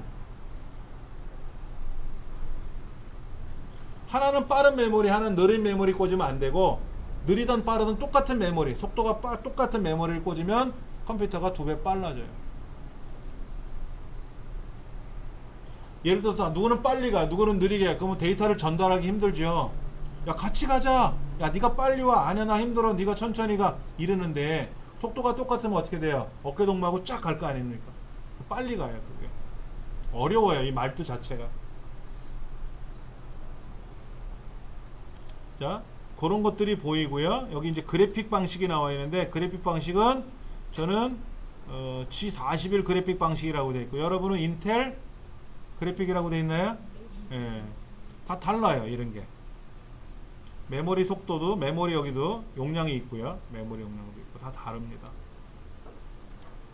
하여튼 간에 우리가 지금 사용하는 컴퓨터는 여기 듀얼 코어라고 되어 있고요. 스레드가 2개예요. 듀얼 코어라는 말은 뭐냐면 내 컴퓨터에서 일하는 일꾼이 2명이 있다는 뜻이에요. 옛날에는 싱글 코어였어요. 일하는 일꾼이 하나야. 일꾼 하나가 엑셀을 실행하라면 엑셀도 실행해야 되고, 파워포인트 실행하면 파워포인트 실행해야 되고, 야, 인터넷 가서 뭐 좀 찾아봐. 그럼 걔가 그 일 다 해야 돼. 일꾼 하나가. 근데 일꾼이 둘이니까 어때요? 둘 나눠서 하면 되겠죠. 그런데 스레드는 뭐냐? 팔이 하나야. 일꾼 하나가 한 번에 한 가지만 하는 거야. 근데 우리 강의실 컴퓨터 뭐라고 돼 있어요? 스레드가 4개로 돼 있죠. 그러니까 양팔을 쓰는 일꾼이야. 일꾼은 둘인데 일꾼 하나가 동시에 두 가지 일을 동시에 하는 거야. 왼손 오른손 가지고 일을 해. 그러니까 이 컴퓨터는 최대 4가지 일을 할 수 있는 거야. 4가지. 그러면 코어가 4개면 더 좋죠. 코어 자체가 4개면 더 좋은 거예요. 코어가 8개면 어떨까요? 오, 굉장히 좋죠. 코어가 8개 같은 경우는 비싸요. 제일 비싼 코어는 보니까 코어가 12개가 있어요. 12개. 12기통이야. 자동차로 말하면. 근데 스레드가 24개야. CPU가 250만원. 그런 CPU를 꽂아 놓으면은 천하무적이에요. 천하무적. 자동차 경주용 차량처럼 굉장히 빠른데 덤프트럭처럼 힘도 좋고 많이 실어 나를 수 있는 그런 거. 무법자죠. 무법자. 예. 근데 과거의 컴퓨터 생각해 보세요. 여러분 스티브 잡스 들어보셨죠? 이분이 처음에 8비트 컴퓨터를 사과농장 지하 저장 창고에서 만들었어요. 뚝딱뚝딱 만들어서 애플이라는 이름으로 판매를 했단 말이에요. 애플. 왜? 자기 외삼촌이 사과농장을 하셨거든. 지하 저장 창고 한 귀퉁이에다 방을 만들어주고, 스티브 잡스야 네가 여기서 생활해 그랬어. 그러니까 보고 봐온 게 다 사과만 봤잖아요. 그러니까 컴퓨터 이름을 애플이라고 준 거고, 회사도 애플이라고 줬잖아요. 예. 근데 그때 만들었던 애플 컴퓨터가요, 처리 속도가 얼마냐면 1메가예요. 1메가. 우리는 2500메가고 2.5기가 하면 2500메가예요. 그때 스티브 잡스가 만든 컴퓨터가 1메가 속도, 1메가. 그런데 지금 우리가 쓰는 건 얼마짜리다? 스티브 잡스가 만든 게 1메가가 아니라 16비트 컴퓨터 처음 나왔을 때 그게 1메가였다. 그게 1메가였다. 그러니까 그 8비트 컴퓨터는 더 성능이 떨어지지. 이런 모양의 옛날에 우리 286, 386 이런 시절이 있었잖아요. 그 초창기 모델이 1메가고 지금은 2500메가, 3300메가 이렇게 가는 거니까 컴퓨터 속도가 3300배 빨라졌다고 보시면 되죠. 그럼 슈퍼컴퓨터는 얼마나 빠를까? 기가 위에 테라를 넘어가요. 그러니까 컴퓨터 한 대가 세트가 1000억 이러지. 기상청 컴퓨터가 400억. 근데 왜 기상일보는 안 맞는지 몰라. 컴퓨터가 하는 게 아니거든. 컴퓨터가 절반을 하고 사람이 해야 돼. 기상위성을 연결해서 그동안 자기가 배운 토대로, 학식을 토대로 해서 추측을 하고 하는 게 기상 업무인데, 컴퓨터는 좋은데 그걸 사용할 줄 모르나 봐. 그렇다고 그러더라고요. 실력이 늘어나면 외국으로 스카우트 제의를 받아서 간대요. 기상청에 있는 그 컴퓨터 이런 전문가들이 외국으로 많이 이렇게 간대요. 그래서 실력이 쌓이면 외국으로 나가고 하니까 실력 없는 사람이 기상일보를 하려니까 오늘은 비 옵니다 그러면 내리 째고, 오늘은 뭐 양산 준비해서 비 오고 이러는 거지. 그래도 이런 컴퓨터가 있으니까 좋아요. 게임도 하고 놀 수 있습니다. 자, 요것도 숙제예요. 숙제라고 해서 아까 그랬잖아요. 보고서로 제출하는 게 아니라 가장 최종적인 목적은 저한테 보여주시는 게 숙제가 아니고 내 스스로 점검하는 거예요. 내 컴퓨터를. 제가 점검했는지 안 했는지, 공부를 했는지 안 했는지 모르니까는 착각 찍어서 보내주세요 라고 하는 것 뿐이고, 더 중요한 거는 내가 공부해야 된다 이거지. 내가 공부한다. 그러니까 내 컴퓨터가 성능이 어느 정도 되는지, 아까 저는 울프데일이라고 나왔고 아이비 브릿지, 뭐 샌드 브릿지, 하스웰, 뭐 요즘 뭐 스카이레이크 이런 말들이 나오는데, 그런 말들을 또 알아야 되잖아요. 아까 775, 115 뭐 이런 거 있었잖아요. 그 뭐 접촉 핀수라고 말씀을 드렸는데, 뭐 그런 거라든지, 예. 그런 거를 좀 우리가 알아야 된다라는 거예요. 자, 또 하나 봅시다. 여러분 제어판 들어가서 제어판 많이 사용하시나요? 한번 해볼까요? 시작 버튼 누르고 제어판 가보세요. 시작 버튼 누르고 제어판. 그럼 제어판에 들어가 있는 내용이 이렇게 보여요.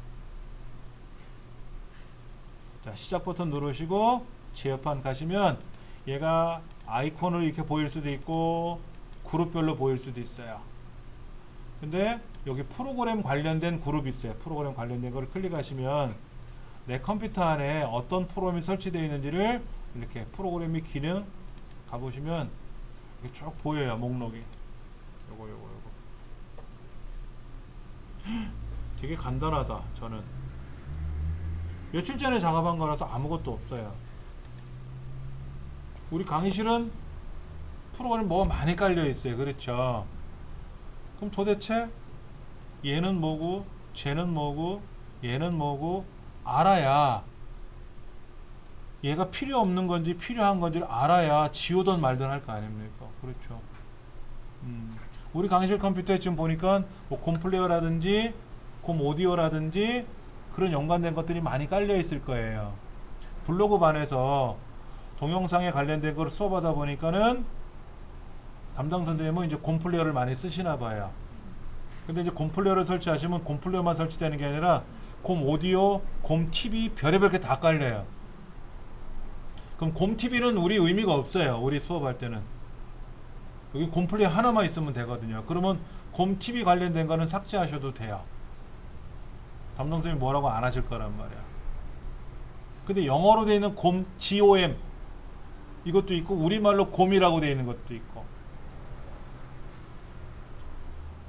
문제는 우리 강의실에서 발생한 문제는 담당 강사가 해결할 텐데, 여러분 댁에서 발생하는 내용은 여러분이 해결을 하셔야 되잖아요. 그렇죠? 그러면 여쭤볼게요. 이건 뭐예요? 이거 V3인데? 그렇죠. 아시잖아요. 그렇죠?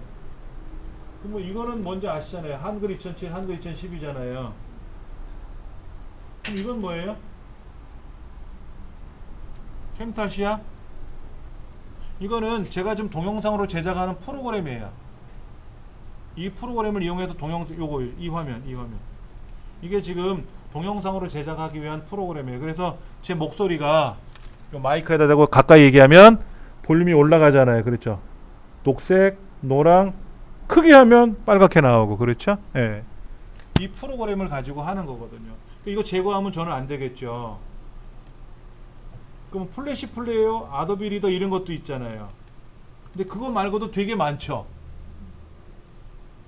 문제는 우리 가정에 있는 게 문제지 여기 있는 건 신경 안 쓰셔도 돼. 그러면 여러분 댁에 있는 컴퓨터에 이 프로그램 목록을 착각 찍어서 저한테 알려주시면, 굳이 뭐 의무적으로 보여달라는 건 아니고요. 궁금하신 거 있으면 착각 찍어서 저한테 보여주세요. 그럼 제가 다음 시간에 요거는 불필요하니까 제거하세요. 요건 반드시 제거해야 됩니다 하고 알려드릴 테니까는. 프린터로 인쇄해오세요 했더니 그것도 불편하더라고. 그냥 스마트폰으로. 근데 찍으실 때 어떻게 촬영하시냐면 카메라를 위에서 찍고 옆에서 찍고 하지 마시고 정중앙에서 찍으세요. 이 화면에 꽉 차게끔 찍어주세요. 그래야 제가 좀 보기 수월해요. 후레쉬 터뜨리지 마시고요. 여기 카메라로 촬영할 때 프레시 있잖아요. 그걸 자동으로 놓지 마시고 5% 놓으세요. 그리고 촬영을 하셔야 프레시 불빛이 번쩍거리는 게 안 보인단 말이에요. 프레시 불빛이 번쩍거리니까 글자가 안 보여. 이 글자가 안 보이니까 어떻게 돼요? 얘가 뭔지를 제가 모르겠더라고요. 그거만 여러분들이 주위에서 찍어서 보내주시면 제가 그건 설명드릴 테니까. 가정에 설치되어 있는 프로그램 목록을 저한테 좀 보여주시면 되는데, 사실은 이게 가정의 재산이에요. 그러니까 이거를 남한테 보여주는 건 사실 좋은 건 아니에요. 제가 이걸 저한테 무조건 알려주세요 라고 하는 것도 위험스럽고 조심스러운 건데, 필요하신 분만 저한테, 이걸 뭐 보고서로 제출하는 얘기가 아니라 저한테 알려주시면 제가 챙겨드리겠다라고 말씀을 드리는 거예요. 자, 컴퓨터가 어떻게 켜질까요? 전원을 ON하면 그냥 부팅이 돼요? 윈도우가 켜집니까? 아니에요. 그 과정에 굉장히 뭐가 많아요. 전원을 켜면 바이오스라는 애가 작동을 해요. 바이오스. 이 바이오스가 이 작업을 합니다. 포스트라는 작업을 해요. 포스트. 자, 그러면 바이오스는 뭐고 포스트는 뭐고 이것도 아셔야 되겠죠. 그렇죠. 예. 윈도우가 이거는 이제 영어로 베이직 인풋 아웃풋 시스템, 이게 줄임말인데 이게 무슨 말이냐면은 윈도우가 작동되기 전에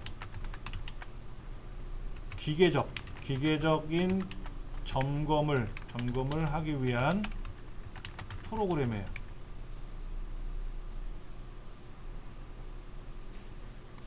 포스트는 뭐냐면 파워 온 셀프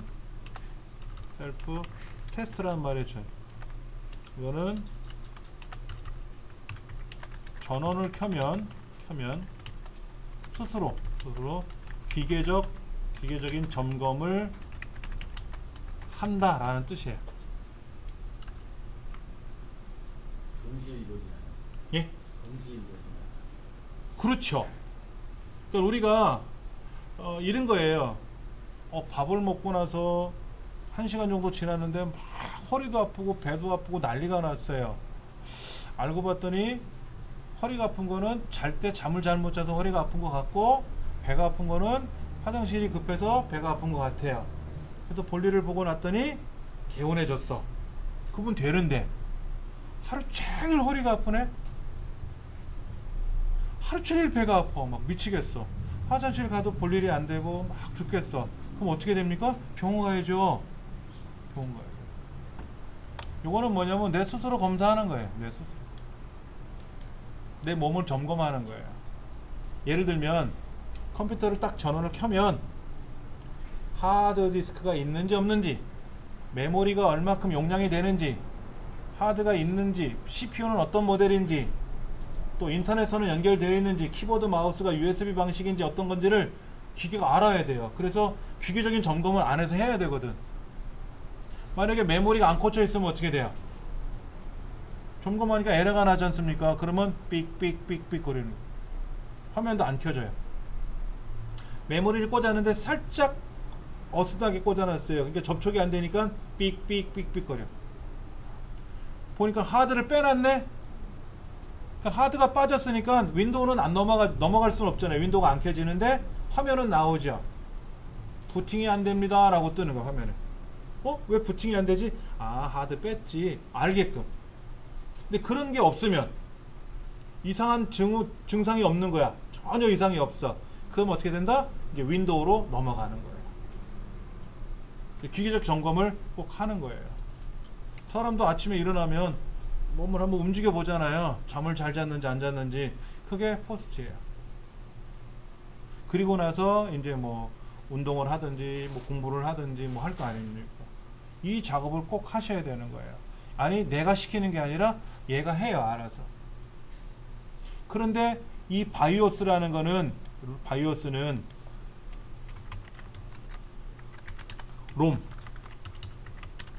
롬이라는 회로에 저장되어 있어요. 그래서 이거를 롬 바이오스라고도 얘기해요. 롬 바이오스. 메인보드에 보면 회로가 들어있어요. 근데 이 롬 바이오스가 잘못하면 손상을 입을 수 있어요. 바이오스가 바이러스에 의해서 이 바이오스 부분이 깨져나가기도 해요. 그럼 어떻게 될까요? 점검을 못하죠. 점검을 못하니까 부팅이 안 되는 거예요. 내 기계 안에 있는 회로가 고장난 게 아니라 바이오스 자체가 고장이 났으니까 어떻게 돼요? 컴퓨터 자체가 안 켜지는 거예요. 아무리 전원을 눌렀다 뺐다 해도 거기다가 심장 충격기를 아무리 갖다 두들겨 패도 컴퓨터는 안 움직이는 거예요. 그럼 버리는 게 아니라 그 롬만 바이오스 부분만 고치면 되잖아요. 그렇죠? 그런 걸 전문적으로 하는 업체가 용산에 많거든요. 가서 맡기면 10,000원 30분이면 해결해요. 그러면 착 그거만 고쳐줘요. 그리고 거기서 다 보여줘. 컴퓨터 작동 잘 됩니다. 보여줘요. 그럼 집에 와서 다시 탁탁탁 조립해 가지고 사용하시면 돼요. 제 것도 2번 그렇게 나갔어요. 2번 나갔어요. 바이러스 인해서 나간 건지 하여튼 2번 나갔어요. 그래가지고 청천벽력 컴퓨터가 안 켜지니까 멘붕. 그래서 이제 알고 있는 업체에다 가져가서 했더니 롬이 나갔네요. 어떻게 하면 될까요? 막 했더니 잠깐 있으세요 그러더라고. 그랬더니 10,000원 줘요 그러더라고. 고쳤다고. 네 하고 왔어요. 탁 하니까 잘 돼. 사람도 그럴 때가 있죠. 갑자기 쇼크를 받아가지고 뇌정지가 된 거야. 또 보면 동막골 영화에 보면 꼭 다니는 애 하나 있잖아. 걔가 바이오스가 나간 애잖아. 꼭 다니는 아시죠? 누군지. 예. 근데 우리 강의실 컴퓨터도 간혹 그럴 때가 있을 수 있겠죠. 근데 다행히도 한 번도 없었어요. 롬이 깨져나간 적은. 롬은 웬만하면 고장나지 않습니다. 예. 그 성능이 좋은 컴퓨터들, 요즘 컴퓨터는요 롬이 2개가 들어있어요. 그래서 하나가 복제가 돼요. 하나가 복제가 되고 이 복제된 이 롬, 1번 롬에 의해서 2번 롬이 움직이는 거예요. 그러니까 바이러스에 감염이 됐다 하더라도 1번은 감염이 돼서 깨져나가지만 2번 롬은 안 깨져나가요. 하드웨어적으로 점검을 하기 때문에. 그래서 만약에 1번이 고장나면 2번이 작동되고 2번이 1번에다 옮겨줘요. 그 롬은 어떨까? 천하무적이에요. 요즘 컴퓨터들은. 근데 제가 쓰는 옛날 거라서 그런 일이 생겼던 거예요. 그러니까 여러분이 컴퓨터를 켰는데 파워 스위치를 아무리 눌러도 안 켜진다. 그러면 파워는 켜졌어. 기계는 막 붕붕 돌아가는 소리가 들리는데 아무것도 안 움직인다. 그러면 이제 안에 회로가 어딘가 잘못됐다고 보시면 돼요. 그러면 오래된 것 같으면 새로 사시는 게 좋겠지만 그러지 말고 한번 용산에 갖고 나가시면 돼요. 연락처는 제가 알려드릴 테니까. 그러면 뭐 점검을 하고 수리가 가능합니다. 10,000원, 20,000원이면 돼요 라고 할 수도 있고, 얘는 수리하기가 힘들어요. 수리비도 많이 들고 수리해봤자 성능이 떨어져서 그냥 새로 사세요 그러면 그냥 거기다 버리고 오시면 돼요. 그러니까 우리 강의실에 있는 컴퓨터뿐만 아니라 우리 가정에 있는 컴퓨터가 부팅이 잘 된다. 그럼 뭐가 된다? 이 바이오스나 이 포스 작업은 이상 없이 잘 되고 있다. 이렇게 생각하시면 됩니다. 그런데 이 포스 작업을 할 때 소리가 들려요. 삑삑삑삑 이렇게 소리가 들릴 수 있어요. 근데 소리가 굉장히 다양해요. 삑삑 이럴 때도 있고요.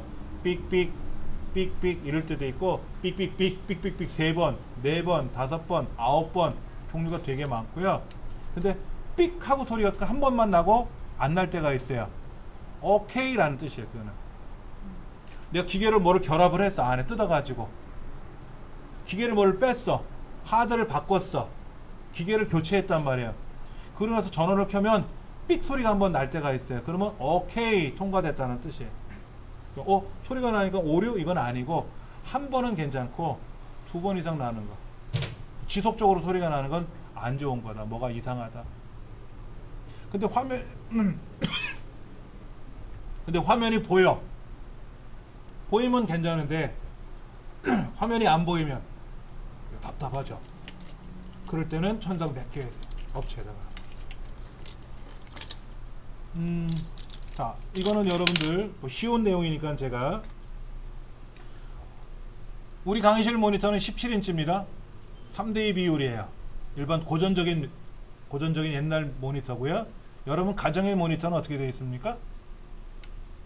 뭐 17인치라든지 또는 19인치라든지 뭐 그 다음에 뭐 와이드라든지 이런 거.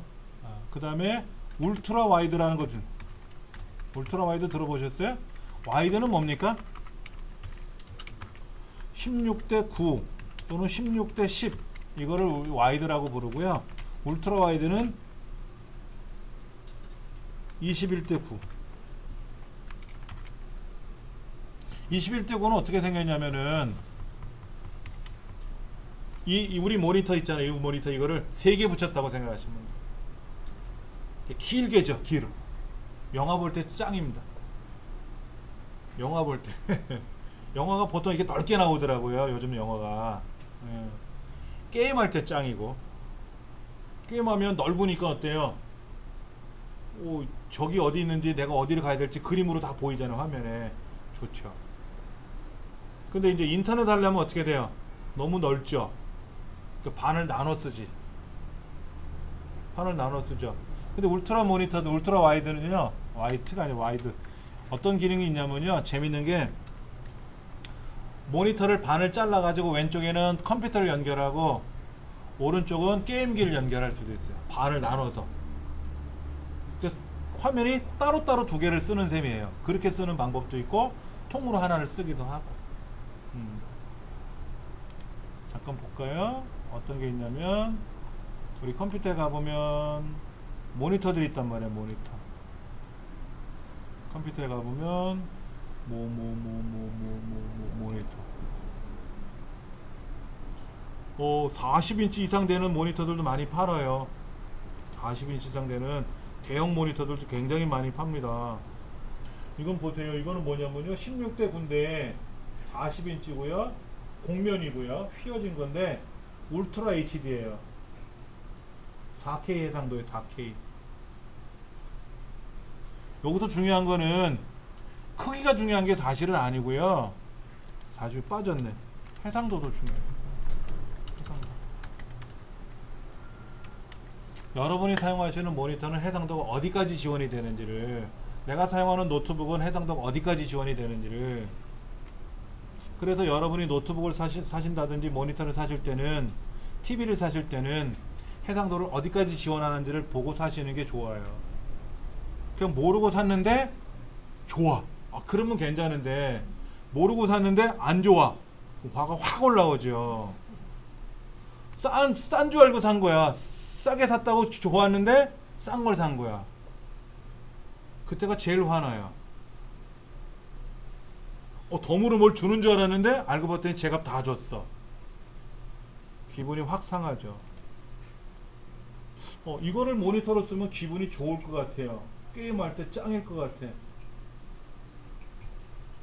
경성이라고 하는 브랜드인데요. 요즘 새로 나온 브랜드입니다.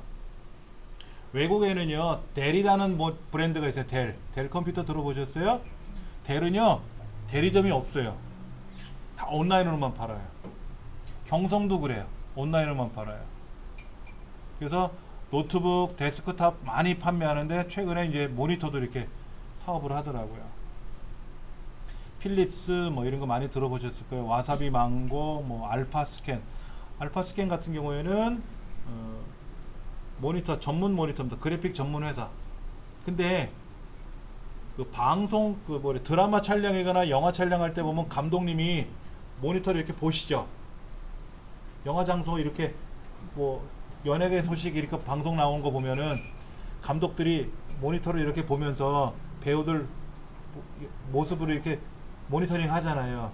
그 모니터는 이런 모니터가 아닙니다. 그 모니터는 특수 모니터예요.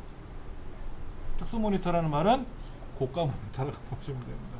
19인치인데 100만 원이 넘어요. 예. 근데 이제 보편적으로 쓰는 모니터고요. 예. 요거 40인치 LG 거예요. 이거는 그냥 쉽게 말하면 가정에 보급되어 있는 디지털 TV처럼 생긴 거네요. 근데 TV가 아니라 얘는 모니터예요. 그럼 이 모니터에는 셋톱박스 연결이 되죠? 케이블 TV 신청하면 셋톱박스 오지 않습니까? 그럼 셋톱박스 연결해서 이거로 텔레비전 볼 수 있어요? 그러면 텔레비전은 아니잖아요. 그럼 시청료 2,500원 안 냅니다. 가정에 텔레비전이 없으신 집 있나요 혹시요? 난 텔레비전 자체가 없어.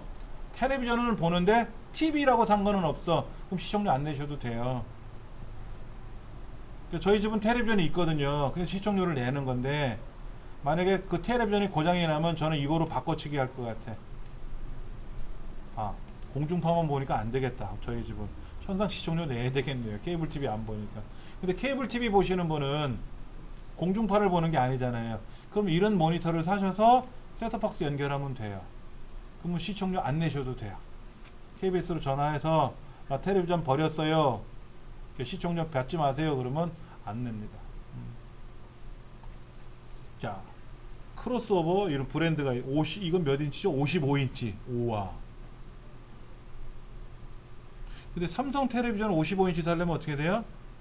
비싸겠죠. 근데 이건 싸. 아무래도 삼성이나 LG는 그 브랜드 이미지가 있어서 비싼 것도 있고요. 자, 또 한번 볼게요. 그 회사에서 하는 그 판넬이 예. 그거는 자기네 자체에서 제작하는 게 아니잖아요. 그렇죠. 그것도 좀 알려드릴게요. 여기 울트라 와이드 잠깐 먼저 보여드릴게요. 울트라 와이드는 이렇게 넓어요. 아, 우리 강의실 모니터는 2개 붙인 거 정도 되겠네요. 3개는 좀 너무 큰 것 같고 2개. 자, 그런데 여기 보시면은 모니터를 구매하실 때도 용어들이 나와요. 곡면이냐, IPS 패널이냐, 광시야각이냐, 해상도가 어떻게 되고, 반응 속도가 어떻게 되고, 플리커 프리가 되는지, 블루라이트 차단이 되는지, 눈부심 방지가 되는지, 틸트가 되는지, 스피커가 있는지, 뒤에 배사 포트가 어떻게 되어 있는지 이런 말들이 나와요. 아, 요거는 뭐냐면은요, 뒤에 이렇게 라사를 박을 수가 있어요. 우리 모니터도 보세요. 우리 모니터 뒤돌아 보세요. 뒷사람 모니터 보세요. 뒷사람 모니터에 보시면 나사가 박혀 있잖아요. 모니터 정중앙에 받침대가 있고, 그 나사를 풀러서 이게 10cm 10cm 짜리예요. 간격이 100mm라고. 간격이. 그러면 벽에다 붙이는 거 있잖아요. 벽에다 벽걸이용, 그걸 10cm 짜리 100mm 짜리를 사셔서 이 모니터를 붙이면 된다는 거예요. 그럼 이거를 받침대가 있는데 이 받침대를 떼고 벽걸이에다 붙이면 벽걸이 모니터가 되는 거예요. 그 얘기가 그 얘기고, 문제는 패널이에요. 패널. LG는 LG 패널을 쓰겠죠. 삼성은 삼성 패널을 쓰겠죠. 이게 아까 어디 거라고요? 이건 LG 거잖아요. 그렇죠. 그런데 아까 봤던 거 LG 말고 알파 스캔을 볼게요. 알파 스캔을 보면 패널이 어디 건지를 봐야 되겠는데, 패널 얘기를 안 하면 자기네 패널이에요. 패널이라는 게 화면 장치 안에 있는 화면 장치를 말하는데, 삼성은 삼성전자에서 직접 생산을 해요. 중국 공장이든 뭐 국내 공장이든 생산을 하고, LG도 자기네 패널을 만들어요. 근데 중소기업 제품들은 패널을 자기네들이 못 만드니까 패널을 삼성이나 LG나 필립스 거를 사오거든요. 도매로 사가지고 그거로 자기네들이 조립하는 거예요. 그러니까 패널을 어디 걸 썼느냐가 중요한 거지. 그러니까 만약에 이정민이라는 사람이 모니터 사업을 해. 근데 삼성 패널을 사서 조립을 했어. 그럼 삼성 모니터랑 같은 거죠 뭐. 대신에 외형 디자인은 이정민 전자에서 만들어야 되겠지. 그러나 가장 큰 생명은 패널이에요. 이 패널을 뭐를 쓰냐에 따라 달라지는 건데, 그리고 패널이 얼마나 빠르냐, 반응 속도 4mm인지 5mm인지 6mm인지 이 속도가 있어요. MHL이 되는지 또 블루라이트 차단이 되는지. 제가 사용하는 이 안경은 블루라이트 차단되는 안경입니다. 그래서 불빛에 파란색 파장이 되어 있는 것을 차단해요. 그래서 이 안경에 보면은 이 파란색이 이렇게 반사가 돼 튀어나가요. 지금 여기 보시면 파란색 보이시죠? 이게 안경에 여기서 차단이 돼서 밖으로 나가. 제 눈으로 안 들어오거든요. 파란색 파장을 빼내니까 장시간 모니터를 보셔도 눈이 좀 덜 필요한 거예요. 근데 이 모니터는 지금 블루라이트 차단되는 얘기는 안 보이는 것 같아요. 근데 어떤 것들은 보면 플리커플이 블루라이트 차단된다고 써있네요. 그렇죠? 블루라이트 차단되는 거. 그러면 이 모니터를 쓰는 사람은 저처럼 블루라이트 차단 안경을 안 쓰셔도 된다는 얘기죠. 그렇죠? 그러니까 공부하는 학생들한테는 블루라이트가 좋지는 않아요. 스마트폰에도 블루라이트가 차단 나옵니다. 그래서 이것도 차단되는 앱을 까시면 블루라이트 차단이 돼요. 색감이 조금 달리 보입니다. 파란색 파장이 떨어지니까 좀 색감이 좀 달리 보이는 것도 있고요. 그런 거를 여러분이 보시고 사셔야 되고, 여기 보시다시피 아까 MHL 기능이 되는지 안 되는지 이런 거.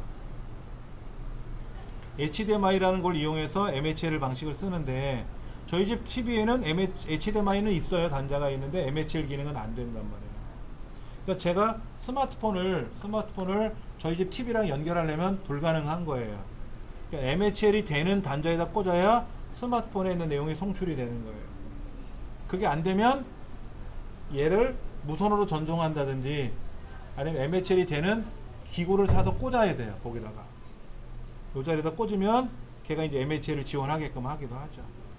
그런 것들이 다 모니터마다 텔레비전마다 다 특색이 있어서 이런 기능 저런 기능이 다 되면 비싸죠. 그런 기능이 없으면 뭐야? 쉽게 말하면 우리 모니터는 현재 옛날 방식이니까 이런 기능이 아무것도 없잖아요. 그러니까 이거는 그냥 모니터예요. 화면 장치일 뿐이야. 나머지 이런 것들은 아무것도 없죠. 해상도는 그냥 21대 9도 아니고 16대 9도 아니고 그냥 4대 3, 3대 2 비율 이런 거고. 그러니까 여러분이 모니터 사실 때 꼭 참고해서 보셔야 될 것들. 해상도가 뭐 1280에 가로가 제일 넓으니까 가로로만 기준할게요. 1280이냐 2560이냐 아니 뭐 1920이냐 또는 뭐 4096이 있었는데 4096이 요즘은 잘 안 나오고요. 요즘은 4096을 안 하고 3680 이렇게 3860 이렇게 얘기하더라고요. 1920의 2배 3840 1920이 우리 디지털 TV가 1920이에요. 이거 2배니까 3840이죠. 이렇게. 그래서 요거를 우리는 다른 말로 풀 HD라 그래요. 풀 HD라고 부르고, 얘는 울트라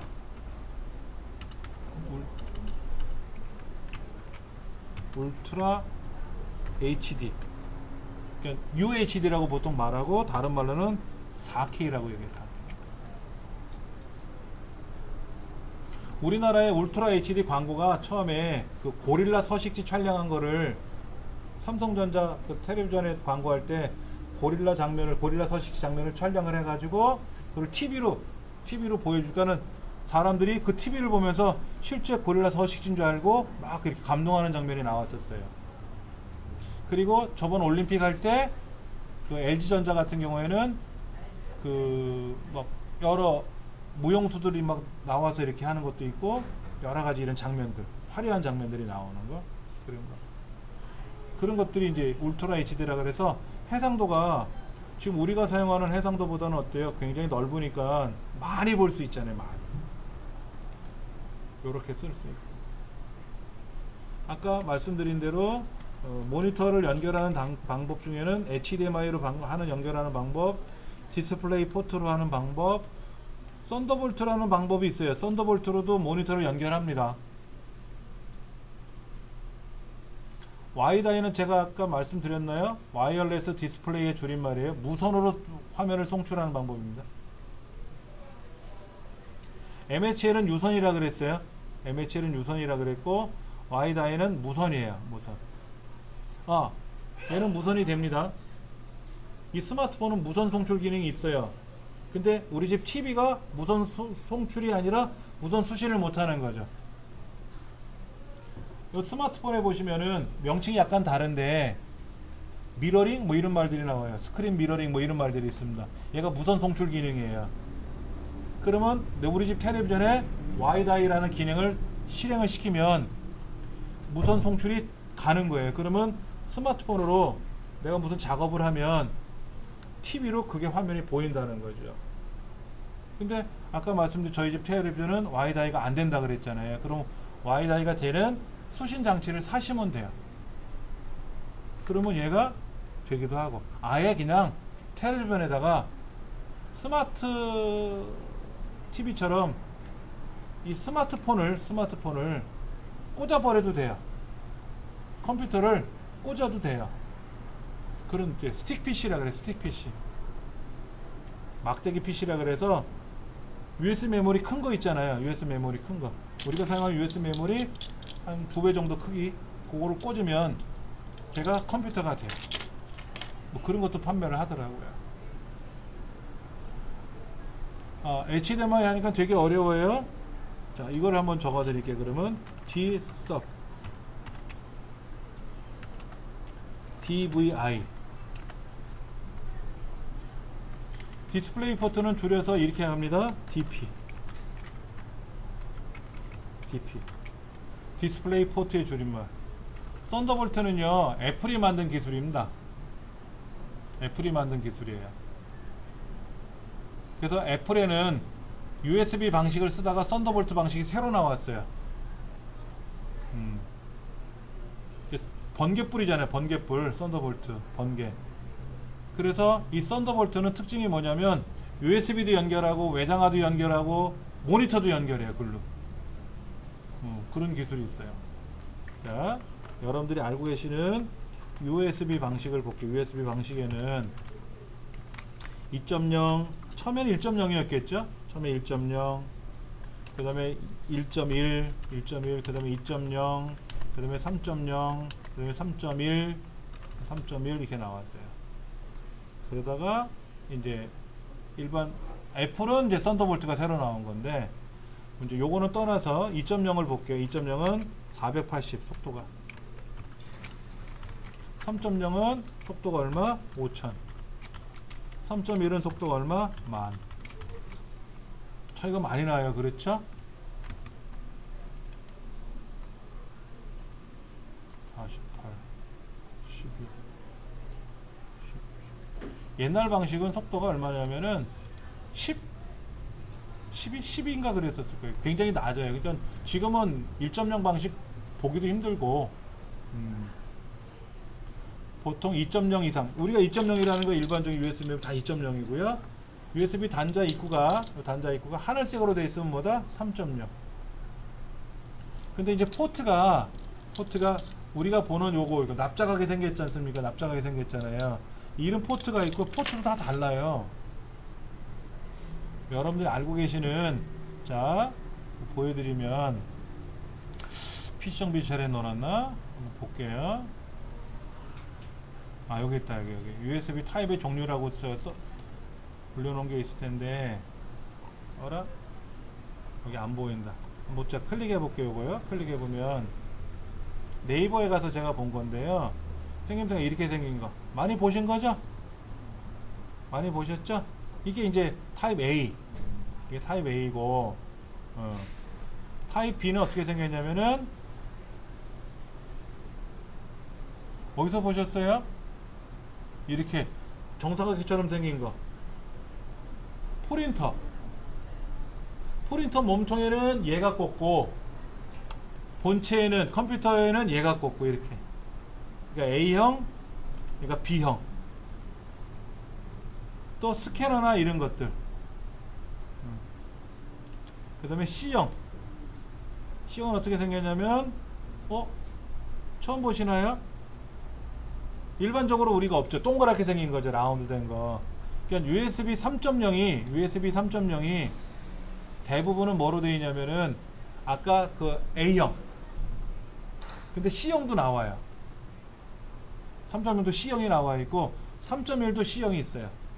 3.1은 A형이 없습니다. 아, B형이지. 그러니까는 요렇게 생겨있지 않고 일반적으로 아니다 이거 A형이 없고 3.1은 A형이 없고 C형으로 되어 있어요. 그러니까 스마트폰 새로 나온 스마트폰은 C형 단자로 되어 있다고 그러거든요. 그러니까는 얘를 스마트폰에다 꽂아가지고 본체로 컴퓨터에다 꽂든지 충전기에다 꽂아야 될 거 아닙니까? 근데 충전기 단자가 컴퓨터 단자가 이렇게 생겨야 되는데 이게 없잖아요. 우리 컴퓨터 가정에는 없잖아요. 그러니까 뭐가 해야 돼? 젠더를 사야지 따로. 전용 충전기를 사든지 충전기는 전기에다 꽂으면 되니까 전용을 쓰면 되는데 PC를 연결하니까 요 케이블이 없잖아요. 케이블을 컴퓨터도 못 꽂잖아. 그러니까 젠더를 사야지 젠더. 그러니까 C형을 A형으로 바꿔주는 젠더를 사서 꽂아서 써야 되겠지. 그런데 아까 우리 컴퓨터에 보니까 잠깐 좀 보여드리면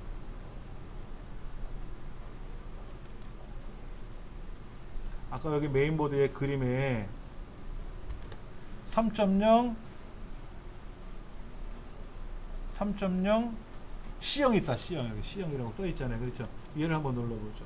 이렇게 생겼잖아요. 이렇게. 이게 A형, 이게 C형. B형은 본체에 안 붙어요. 프린터나 스캐너 몸통에 붙어 있는 게 B형이고, 요 C형이라고 돼 있는 거. 그러니까는 새로운 스마트폰을 샀으면 여기다 꽂으면 되지. 걔는 있으니까. 근데 C형이 없이 A형만 돼 있는 컴퓨터면 어떻게 돼요? 천상 젠더 변환기를 사서 꽂아야 돼요. 이런 것들. 그러니까 용어가 어려운 거예요. 스마트폰을 샀는데 아무데로 연결할 데가 없어. 그러면 어떻게 돼? 넉나가는 거죠, 한마디로. 예. 그런 것들도 우리가 조금은 알고 넘어가야 되지 않겠냐 해서 좀 보여드리는 거고요. 백신은 여러분들 다 설치해서 쓰고 계시죠? 백신들 V3나 알량 뭐 이런 거 쓰시잖아요. 툴바나 이런 것들은 제가 따로 좀 말씀을 드릴 테고요. 자, 교재를 좀 빨리 한번 찾아볼게요. 28쪽에 보시면은 전원 공급부터 그 윈도우가 실행되기 전까지 어떻게 작동되고 있다라는 거를 그림으로 거기 이제 뭐 삼각형 형태로 보여주고 있고, 왼쪽에 이렇게 운영체제가 반드시 필요합니다 라고 되어 있고요. 그게 바이오스다. 바이오스가 이제 작업이 다 끝나고 나면은 부팅이라는 과정을 한다, 이런 거. 근데 컴퓨터 부품마다 전력이 다 달라요. 메인보드는 몇 볼트? 20볼트나 24볼트를 쓰고, 그 다음에 CPU는 12볼트를 쓰고, 메모리는 2.5볼트를 쓰고, 하드디스크나 DVD 장치 이런 건 5볼트를 쓰고, 다 달라요. 그렇죠. 그거는 그 전원 공급 장치, 파워 서플라이라는 애가 각 보드나 그 부품마다 전력을 다 따로따로 분배해서 보내주는 역할을 하는 거예요.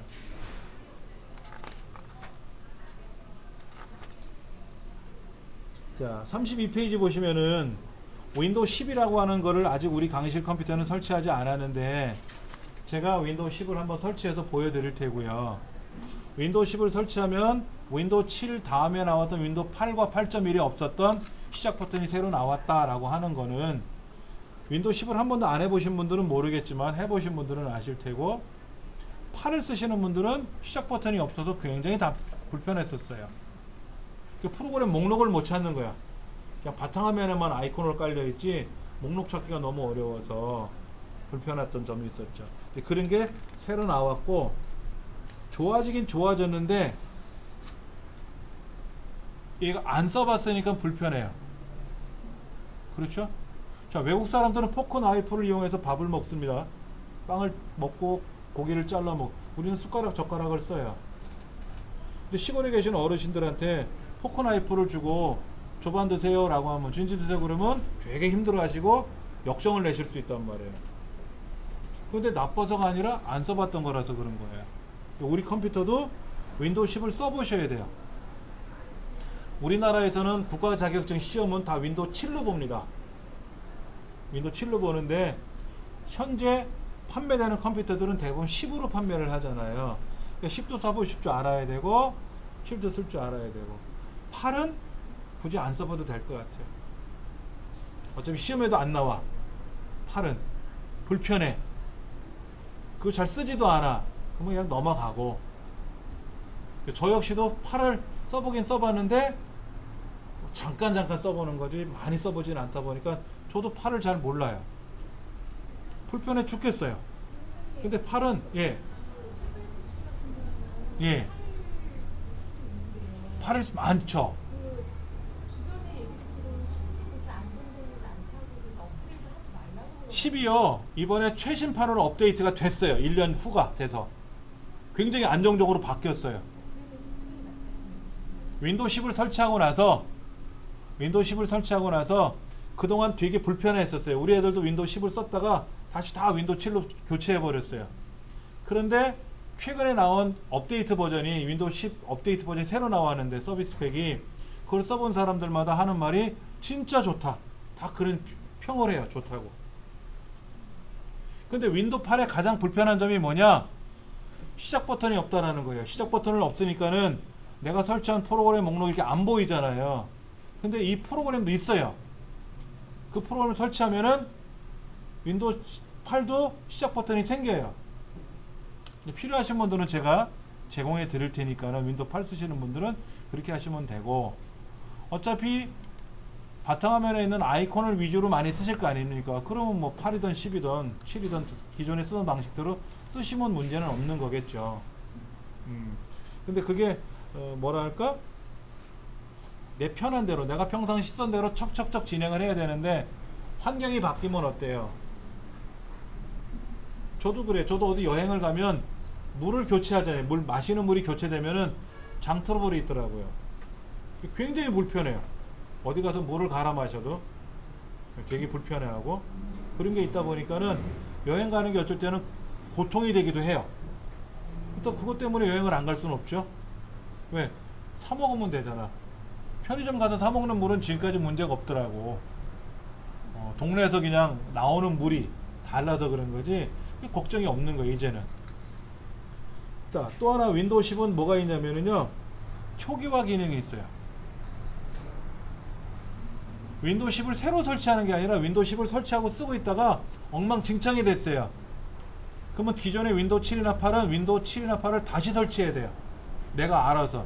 근데 윈도우 10은 초기화 기능이 있어서, 스마트폰도 초기화 기능이 아시죠? 그럼 공장에서 처음 생산된 것처럼 초기화가 돼요. 윈도우 10도 윈도우 10이 깔끔하게 다시 원위치가 됩니다. 그러면 엑셀, 파워포인트, 한글 4치 설치하시면 되는 거예요. 되게 편해진 기능이 있다, 윈도우 10에는.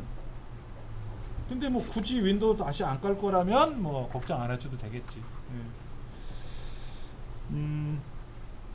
다음 시간에는 교재로 41쪽을 좀 설명을 드릴 거고요. 41쪽을 설명을 드리고 다음 수업 또 내용을 설명을 드릴 겁니다. 예. 자, 숙제를 제가 내드린 거는 불편하다 생각하지 마시고 한번 검사를 해보세요. SLC, MLC, TLC가 있는데 SLC는 참고적으로 현재 판매되는 경우가 거의 없어요. 이유가 하나예요. 너무 비싸요. SLC는. 가장 저렴하게 파는 게 TLC입니다. MLC가 가장 성능이 좋다고 보통 얘기를 하고, SLC가 더 좋은데 너무 비싸서 못 쓰고, TLC는 저렴하고 보급형으로 많이 쓰고. 근데 그게 SATA 방식인지 PCI 방식인지 M2 방식인지 뭐 이런 것들도 여러분이 좀 찾아보셔야 되고, 그 다음에 아까 여러분 모니터 해상도가 어디까지 지원이 되고, 그 다음에 여러분 컴퓨터에는 USB 2.0만 지원이 되는지 3.0도 지원이 되는지 3.1도 되는지 이것도 좀 보셔야 되고, 해상도 보셔야 되고, 그 다음에 그 아까 CPUG 한번 돌려보셔가지고 내 컴퓨터는 뭔지, CPU가 뭔지 이런 거 보시면 좋겠고, 하드디스크 공간이 얼마큼 있다 이건 나중 문제고 그런 건 어려운 거 아니니까 이런 거를 한번 좀 여러분 댁에서 한번 보세요. 아시겠죠? 오늘 여기까지 할게요.